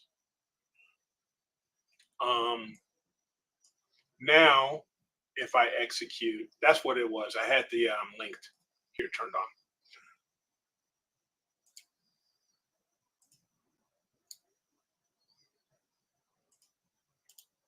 There we go. That's better. Now I can still actually see. And now that has been stretched.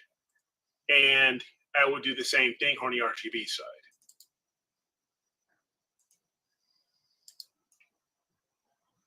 Unlink the stretch. Turn on automatic convergence.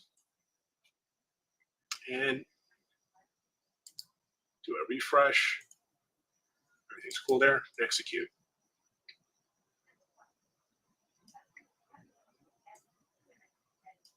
Okay, now it even tells me that screen transformation function has now been disabled.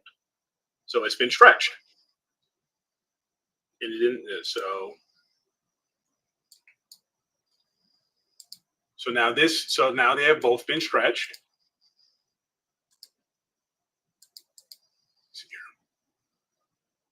Now I can do away with this guy, and now I can go ahead and do my other things, such as my noise exterminator. So we'll do that.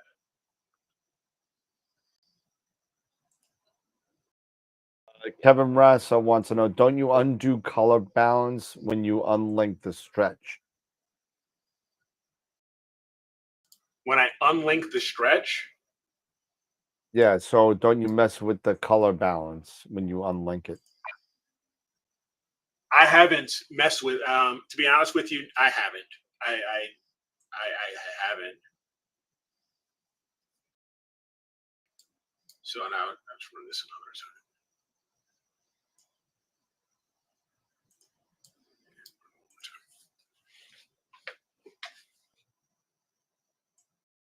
Okay, so now these are done, and now I can do my star X. So I'll go ahead on this one and rip out separate my stars out, and on the other guy, I will just get rid of them all together.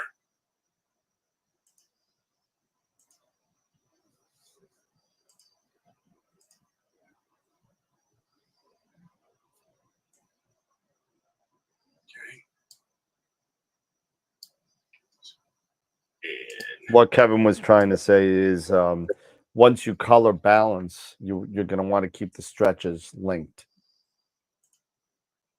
Correct.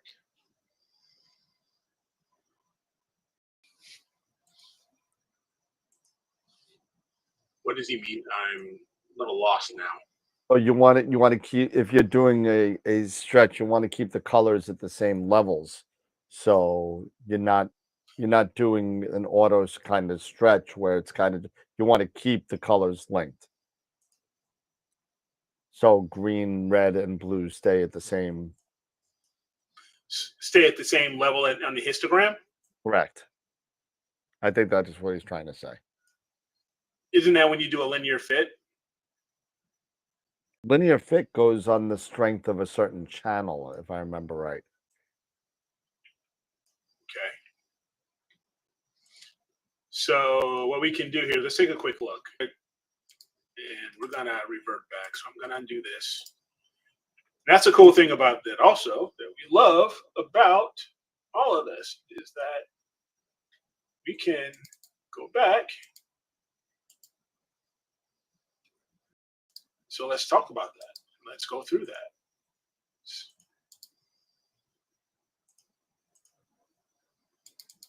Okay.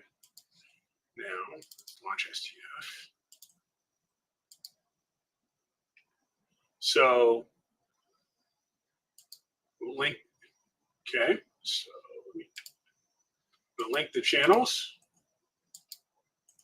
And that's when you have this. And link the channels here. There we are there. Now, the channels are linked. And I believe this is what he's talking about, correct? Pretty sure. Yeah. Okay. So let's go back and let's take a look at the script and let's do another stretch. And let's just do the statistical stretch.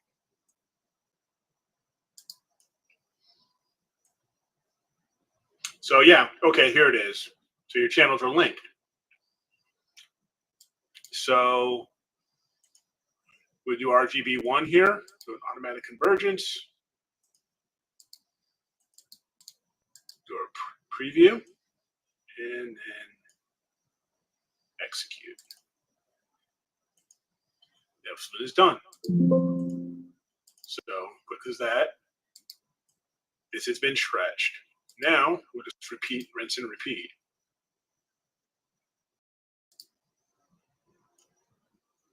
Channel is linked.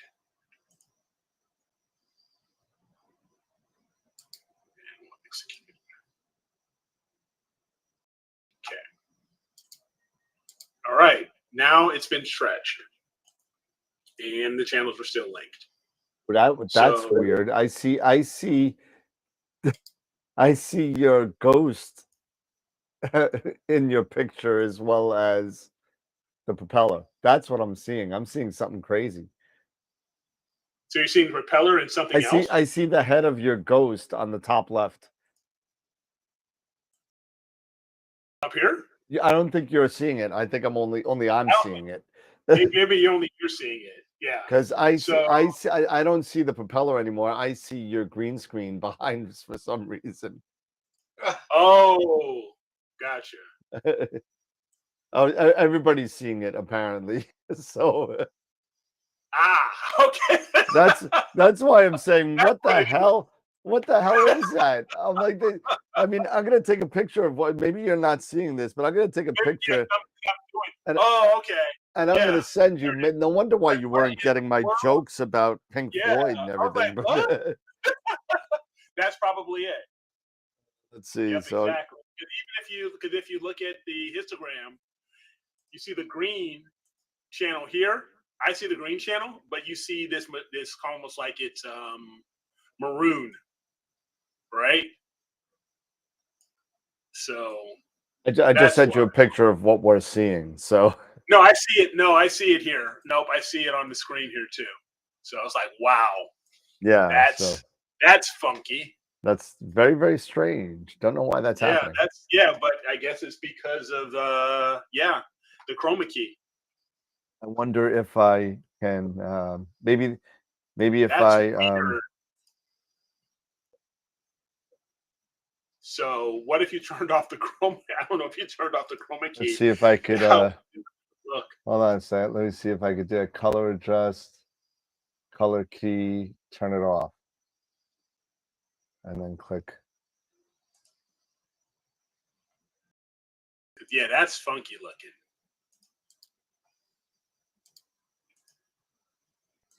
Because now I do see what you're seeing, because even the STF, you don't see green. You see this. Yeah, you see my background. You see the from the chroma key. Yeah, That's I can't get it off because it's in green. So wow. Okay. Let me see if I could play around with it a little bit. Yeah, because that's. I mean, if I kill, I can take down temporarily the. It's not you, it's green me. screen. I think I it's your know. green I screen. know. So, oh wow, That's just She said, because even if you look at, like I said, if you look at the STF process here, yeah, the green doesn't show up. It shows the stars of your up. Cassiopeia. It shows the stars. That is so funny. Wow, that is so weird. Color correction, color key. That is funky.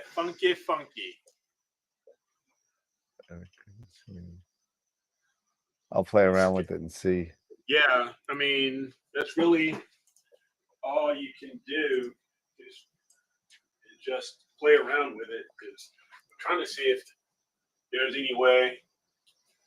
I don't think I have it. Alexa, turn on the astronomy channel. It's not that. It might be the virtual. Yeah, I don't have any other way to block it. That is funky.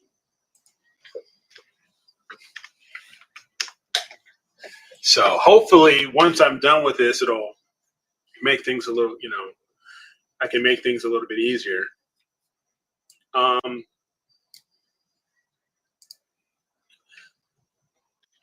Now, what I would normally do. I got it. Okay, there you go. Wow. I'm just gonna leave this up so I could change it back, or else your green screen's gonna be messed up. But now I can see the propeller. Before I don't even want to say what I thought. That's interesting. Okay, but there we go. So, and I'm gonna go ahead and remove stars here, since I've already gotten rid of them. So, but this time everything's linked, so we'll go ahead and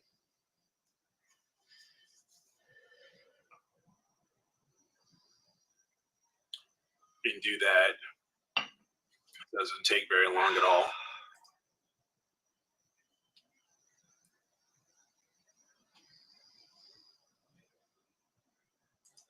Okay.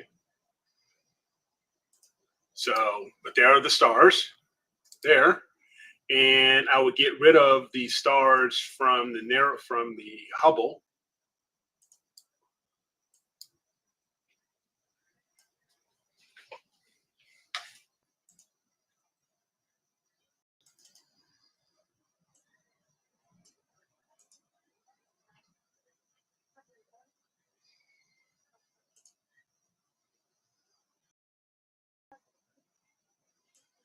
And overall, it doesn't take very long for that to be done. Okay, so that's done.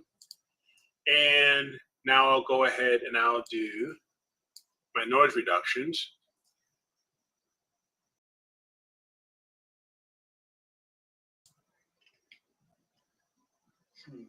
Wow. I haven't done those yet.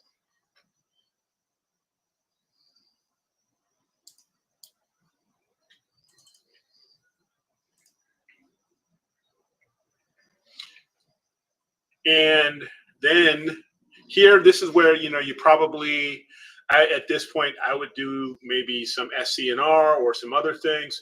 So maybe I would do some SCNR here to get rid of that green, as well as some over here to get rid of any green that's over there. And I would then do a mask. And the one that Sean taught me was the ACDNR lightness mask. And I don't know if you need, in the scenes, this one seems to work for me really well. I don't know as far as mask, when you should maybe use a range mask or anything like that. But this particular mask, using the lightness mask here. So if I kill that and bring over the lightness mask and create it from here, has helped. And I already have that mask already created. So here is this mask. Apply it there. And the same, the RGB mask. And this one I tweaked, the mid-tone shadows and highlights so I can actually make sure I'm getting the propeller. If you can see that here. If I ever want, so I have that here. And I will invert and hide, kind of the mask. And this one, and do the same here.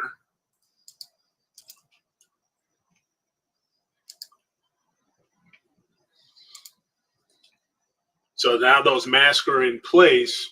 Then I would go ahead and do just like everybody else would do. I would work on other things such as the contrast, for example. Contrast here.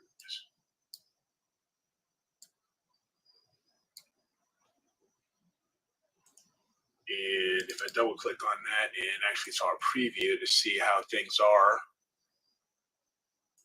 and if I wanted to boost that, and I've done that a couple times, so increase that again. So that's fine. And then do the same here. Well, then what I would do, now that I've added the contrast I would perhaps do some curves.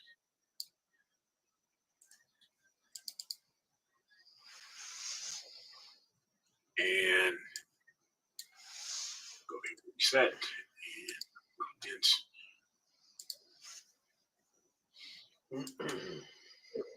and try to boost this a little, or get more here, because I want to be able to grab that, reset that here.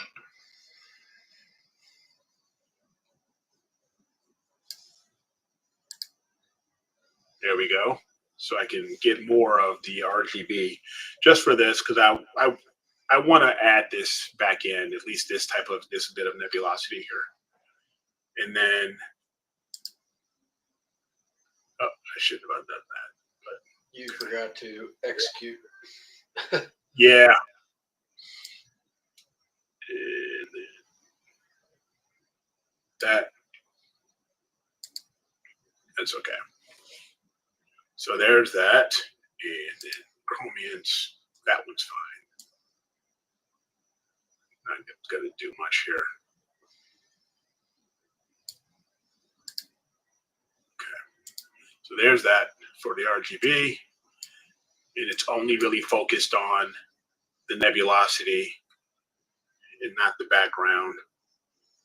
And now I will go ahead and do the SHO side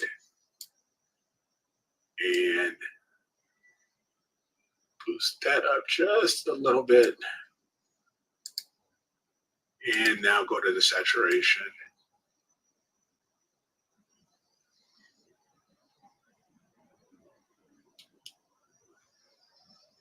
And this is all, to however, anybody wants it,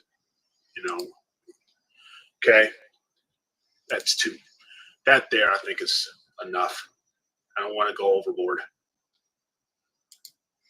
So now that that's done, and I've now can go, if I want to do any sharpening, I can do that. So, and I usually do. And these are just the standard stuff. These are, the standard processes that we all probably do at some point, with certain parameters. Yeah, the only sharpening I do anymore is with Blur Exterminator. Yeah, me too. Exterminator. Okay. I haven't used MLT in a while. As a matter of fact, I don't think it's on my list anymore. It just really messes up the image. It creates so much noise. It's hard to recover from it. So I'll go ahead and remove the mask now. That's a good, okay. And so that's a good thing to know, for me personally, even, since I've already done Blur Exterminator, and I've gone ahead and I removed MLT, right? Then it's just a matter of another script. Then there's a couple of other scripts that you can try. Maybe you want to combine these two images. So there's a script there. I believe it is under utilities. And if I can find it here, it's like a join, not image analysis, toolbox, combine images. Here it is. And what you can do is, this is another script where you can combine two images. So I'll take my two images here.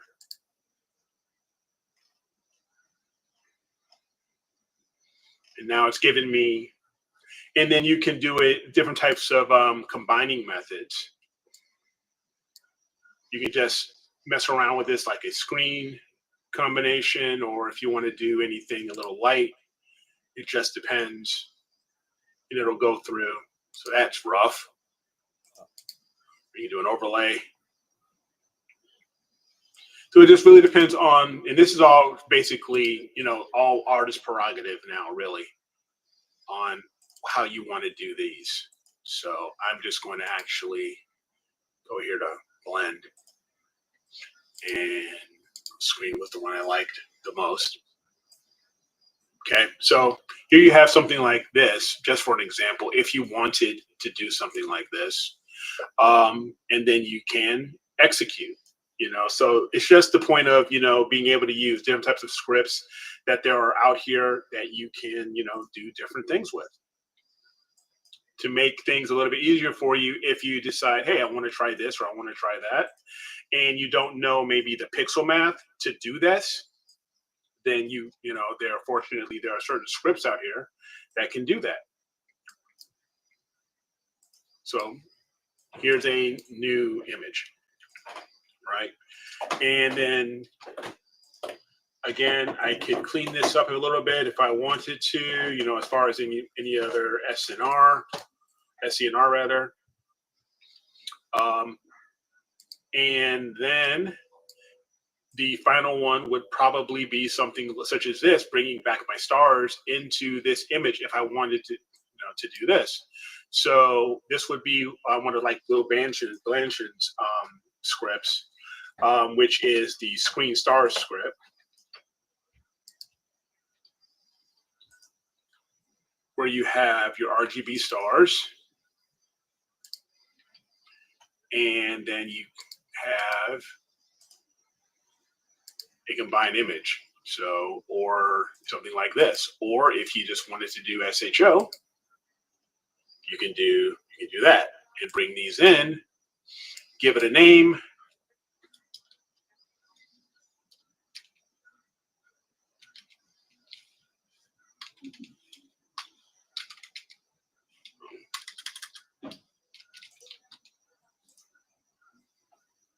And execute it, and it'll create a new, and it's basically using pixel math to bring these RGB stars in here.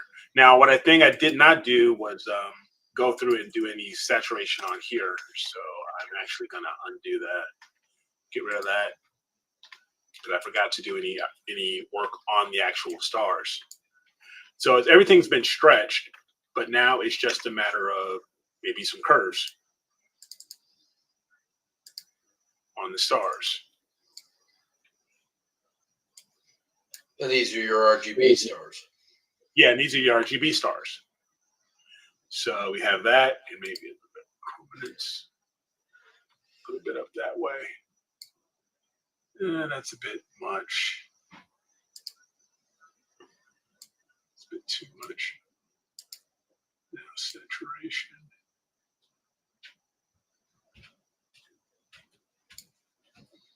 Execute it.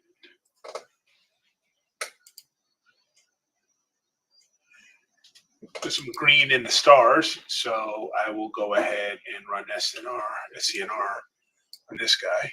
There they go. And there goes, that gets rid of the green.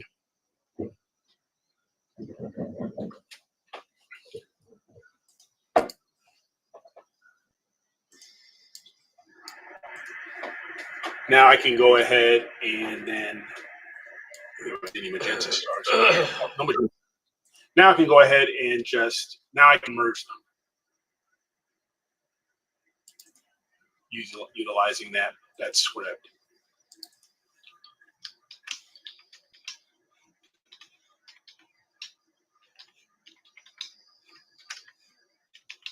And execute it.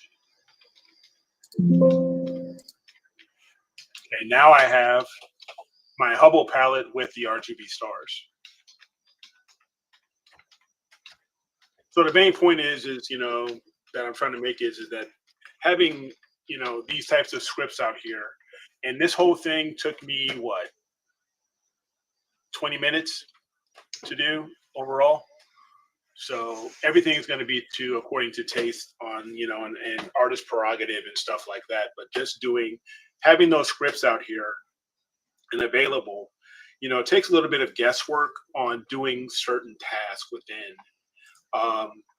PixInsight that may take a little bit longer for you if you didn't have these.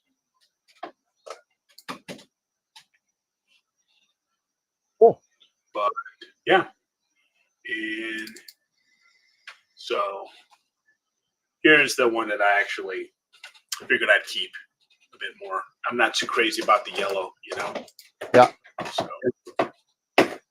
Narrow like I said, band normalization.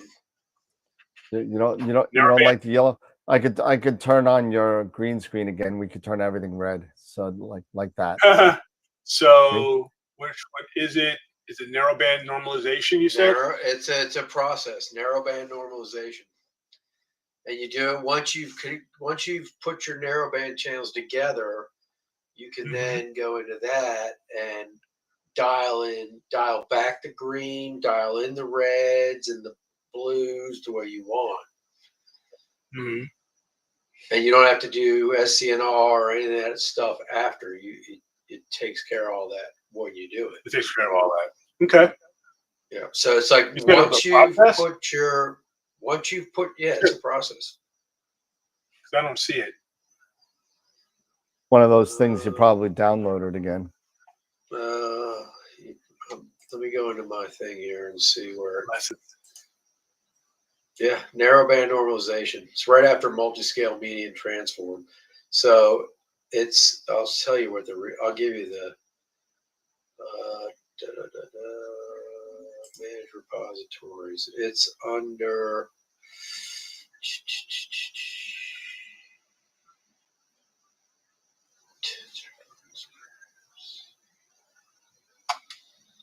Okay, so I'll look it up. Yeah, look it up. Oh, here it is. It's under cosmicphotons.com. PI modules, narrowband normalization. So if you want, I'll Put it in the Discord. Yeah. Can I copy and paste this somehow? But I've got it here. Yeah, but I see it here. So Yeah, it's cosmicphotons.com. okay. And So man, there's what a another one. great script. Yeah. It is a great. He also has also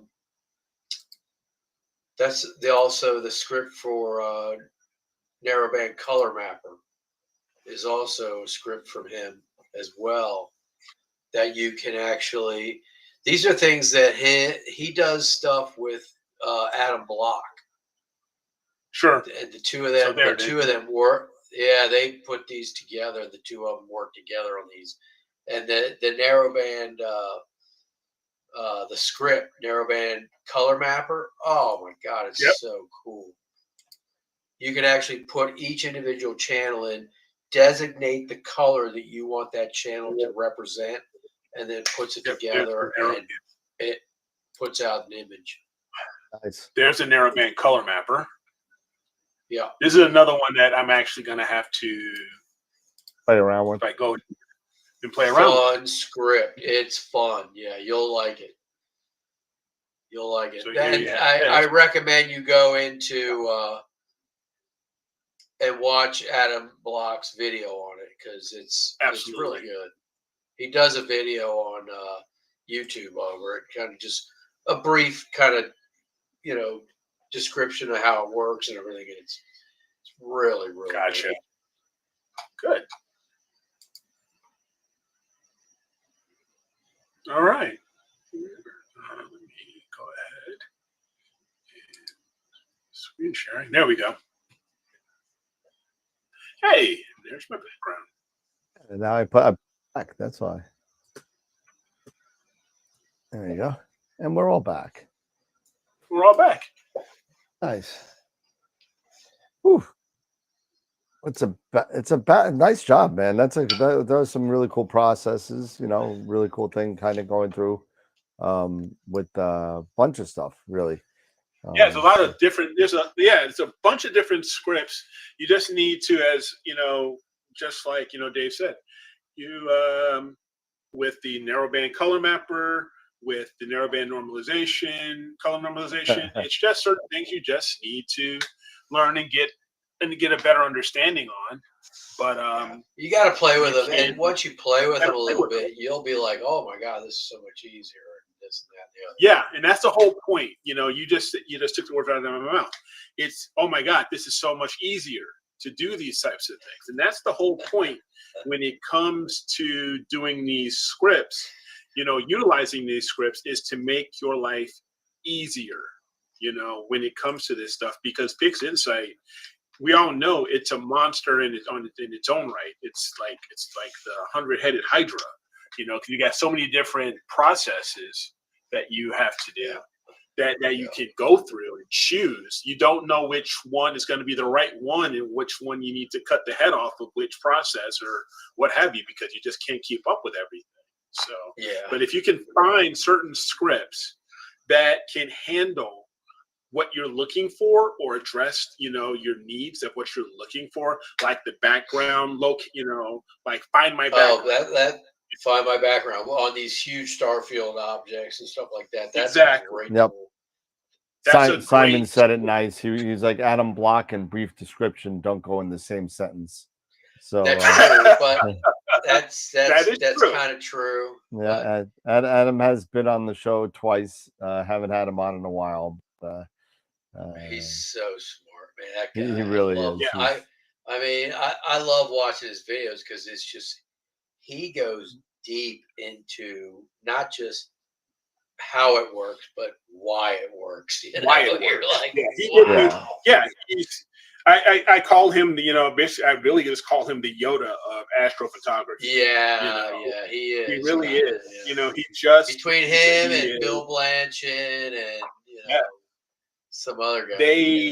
They know really when it comes to this stuff, not just how to do it, but why you want to do it, right? Yep. Or why you should do it. That's the big thing. Yep. So, absolutely. All right, fellas. There's just a lot of. Go ahead. There's just a lot of scripts and processes that are out now that make everything so much easier. Oh yeah. So where Oh yeah. you potentially would spend, hours, now you can do in 20 minutes.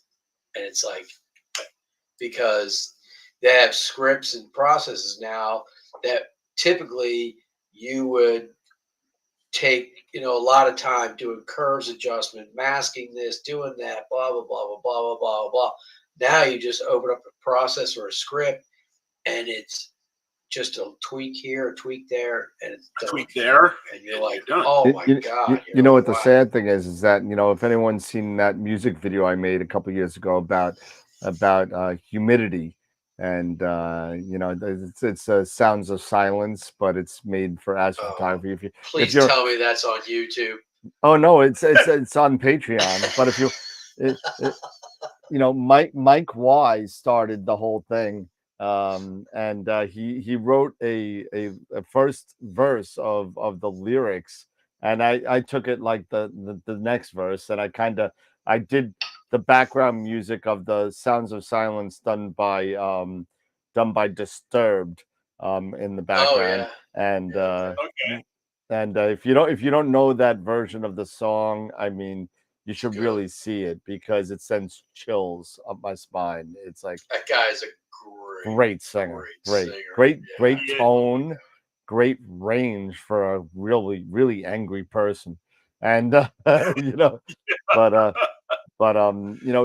probably it's probably the best version, like, remake of the song that I've ever heard, and I've heard quite a bit. But if you haven't heard my version of it and Mike's version of it, you got to go see it on Patreon. If you want to see it on the side, I'll make it available to everybody. I just can't put it on YouTube because of copyright infringement. And so I don't need any copyright strikes. That's why, just so everybody knows, that everyone wants to know why the Giotto name is blurred out on my one of my previews, is because I almost got a copyright strike, because they said that it's that's a product placement where I'm not giving credit to Giotto candies. So whatever. Giotto, gotta be kidding. Yeah, the Giotto, the Giottos are a little chocolate candy, and I did a little thing about comparing that to the Prima Luce Giotto, and they slammed me for it. They said, so I blurred out the name of the candy. So is the picture of the week up? Yes. Yep. So I was just going to mention that. So the picture of the week is up. I am going to actually stop sharing that here and go this route now.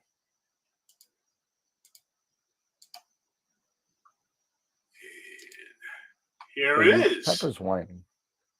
So image of the week is up. So we still have, from last week, Wilfredo and Greg Meyer tied last week for their solar and M100 group, Galaxy group images. And now for June 14th, we have two entries. We have by Greg, NGC 7000, this narrowband SHO rendition. I love the Cygnus wall. It's just one of my favorite areas of the night sky. And we then also have Starlancer. LDN 886 by Starlancer by Jason. Yep. Jason, yeah. So very nice stuff, guys. Cool colors on that. Yes, Kind very of cool wave. colors. It's like a wave. Yes. Yep. Yeah. Exactly. Yeah. Pretty cool. So we have those up now, and we already have one vote. So curious if anybody else has gone over to image of the week yet to the website. So nope, nobody yet. Let me go. So go go ahead and go vote to, astralworldweb.com/IOTW. And the image of the month is up. The image of the month contest is up now.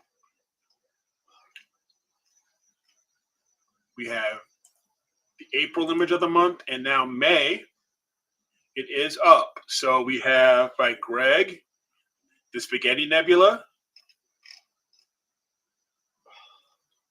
the Needle Galaxy by Ernie. I like that one too.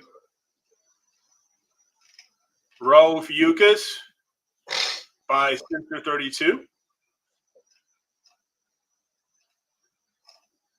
We have the Cat's Eye Nebula by Scott Schneider.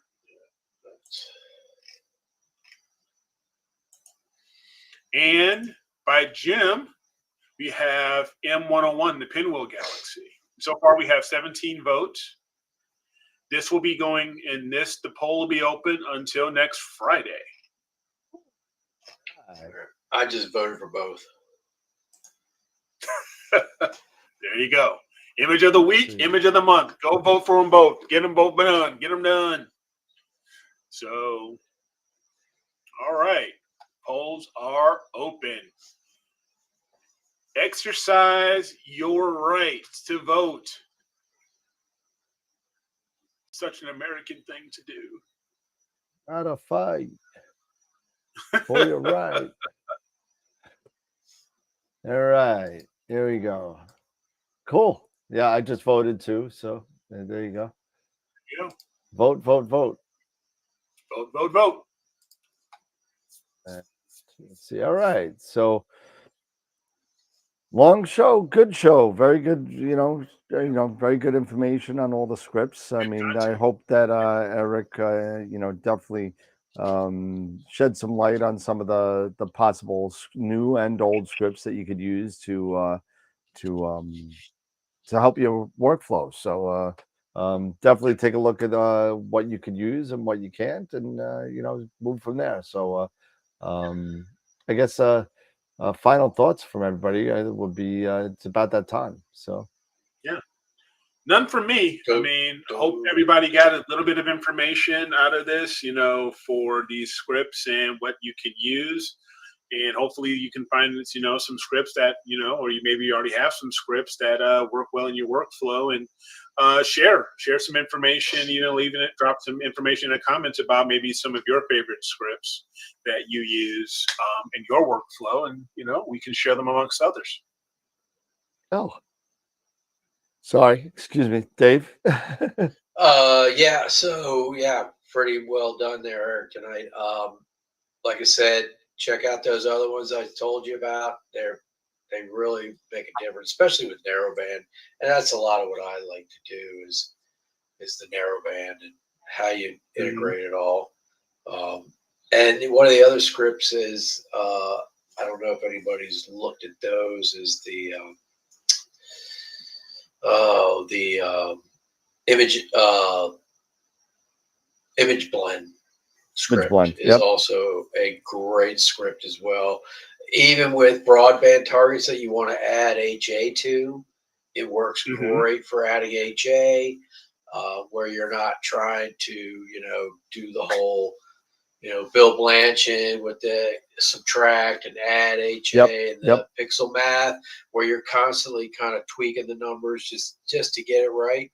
This, you can actually do it, and it overlays it, and you can see a live preview, and you can kind of dial it in. It works really well as well. So there are a lot of great new scripts out there that everybody should be looking at, because it's getting better and better and easier and much more user friendly. Let's just put it that way. People so much, like you see you, Eric, always were like, very intimidated by PixInsight, but so much more is coming out nowadays. It makes it so much more user friendly and easier to understand. Yep. All you gotta do is just spend a little time on a couple of YouTube videos and just learn a little bit about it and just start tinkering. Yep. Exactly. Play around and do what works for you. Whatever makes your picture feel like you're done, you're done. You know, Yeah. sometimes it doesn't take. It all really depends on, what object it is. Just for prime example, my photo of M13 was only an hour and a half worth of data. Eric's photo of the propeller nebula was 7 hours. 7 hours. So I mean, Yeah. so depending on your brightness of your object and what you're shooting, Yeah. and if you're doing narrowband or broadband or whatever, Yeah. you know, take pictures. For your broadband, take a look at it at 5 hours or 3 hours, depending if you're, what kind of item you're shooting at, and then Yeah. continuously look and see what kind of benefit you're getting out of shooting more. So take a look at your raw data and say, okay, you know what, this is it at 2 hours, this is it at 6 hours, this is it at 10 hours, and say, okay, once you start to say, well, you know what, 13 or 14 hours is my limit for this type of object, you know, then use that for that type of object with a similar surface brightness, similar object, that kind of stuff. I And just then, did my 3 hours I did the other night on the Tulip. I put it up on Discord, but it's yep, only 3 hours. I didn't even put calibration frames in there. I just threw it together just to see what it would look like. I was amazed. I was like, wow, actually 3 hours came out pretty good, but I definitely plan on getting more. oh yeah, oh yeah, One thing mm, maybe we'll chat offline is I've been using the SNR tool. yep, Trying to understand, basically the decibels. Where you're at. You get a yep. number. Where are you at when you say you hit 40 decibels or 50 Right. decibels? Is that a good number? Stuff like that. I get, Right. because I can't find anything just yet in any forums or anything. I've been looking on the web to say, okay, when you reach a certain decibel number, is that supposed to be a good number? I'm pretty sure the higher it is, the better. But Well, it is, Yeah. but like if you take a you could try as much as you want. I mean, 50 or 60 is like photometric data. I mean, that's kind of high. 50 or 60 on Long Island would take me like 150 hours. So I mean, right, Yeah. you got to take into account your actual location. Usually 30 or so is good for me. I think that's about as Yeah. high I, as I. I think the best I've okay, gotten is like 36, Yeah, I 38, think that, maybe. so it really depends on your area and what the limitations of your seeing are. And that Yeah. really is dependent on signal. So, I mean, when you sit there and talk about signal, take a look at the signal when I was shooting it in Valentine, Nebraska. I mhm, mean, border one skies, I'm getting, 40 dBs in like 3 hours, so right, so, okay, that which would take me probably about, no kidding, probably about 40 or 50 hours in Long Island to get that Yeah. kind of type of signal. So, Yeah. yeah, interesting. yeah. Because no reason I'm asking that because I'm running this stuff and like for the propeller, Yep. I was averaging 40. Okay. And that's And after that's 7 hours. 7 hours. Yeah. That's pretty That's good. And, 7 hours. That's really and, good. and you got to remember the propeller is also a nebula which has it's fairly bright. It's not super bright, but it's bright enough. It's not M42 bright, but it's bright that you could kind of see it at short exposures. You know. I mean, Yeah. yeah, I'm looking right now at those RGB star images. The Yep. RGB, the RGB stars, they're 89, 80. Red is 89, green is 87, and blue is 84. Yeah, On but the you're RGB. doing star data, so that kind of Well, you yeah, know and that's just Yeah. I'm just saying, Yeah. and that was 30. Those were just a few minutes. yeah, but But the star data are points of light, so you're gonna have a high signal. So you're gonna have a high signal on With stars, stars. going to give you huge You signal. know, yeah, because you but have like I nothing say, my else in there. If you added the whole RGB image, that would drop quite a bit. yeah, I mean the RGB image itself was my SHO images So what about your 48. broadband? What about your broadband? Just regular, the whole image. Yeah. Your initial broadband stack. Let's do The apples to broadband stack. apples. Yeah, the original broadband one, the RGB. Well, I'm just doing a ratio, and it's the RGB. It was at 30, say, Yeah. 28, 35, and 22. Yeah. So Yeah, you're 38, 25, 22. So you're probably about 30 when you average it Yeah. around. But you can see that just goes to show that how when you're just doing star data, that kind of gives you a signal ratio, but you're doing points of light, so you're gonna have a high signal on there. There's no diffusion on the screen at all, so it's gonna raise your signal. Right. Yep. Nope, I got it. So Cool. all right, cool. So, Right, so everybody have a great hump day. And let's see, Friday night. Don't know what we're doing Friday. We'll obviously do something. And Eric, thank you for coming up with tonight's topic. So thank you. It was a good one. And we'll move on from there. So everybody have a great evening. It's been great. Thank you for everybody. Thanks for all the if you didn't hit the thumbs up, you suck. So just hit the thumbs up and give us a thumbs up and help us out a little bit. If you're so inclined to join us on Patreon or on Discord, feel free to do so. Many people are on it already. We have, I think, now 160 on Discord, which is nice. A lot of people on there. A lot of people are very active on there. So thank you for everybody that's been keeping it active, because I have not been that great with it. I've had just too much. Yeah, no, I just have too much. I need a social media manager. I need somebody like all these politicians that post things. People post things for them. So yeah. But hey, listen, everybody have a great night. We'll see everybody Friday night. And remember, as always, keep imaging, keep educating, and clear skies. And we'll see you Friday night. See you Friday, Have a good night, everybody. Take Bye-bye. care, everyone.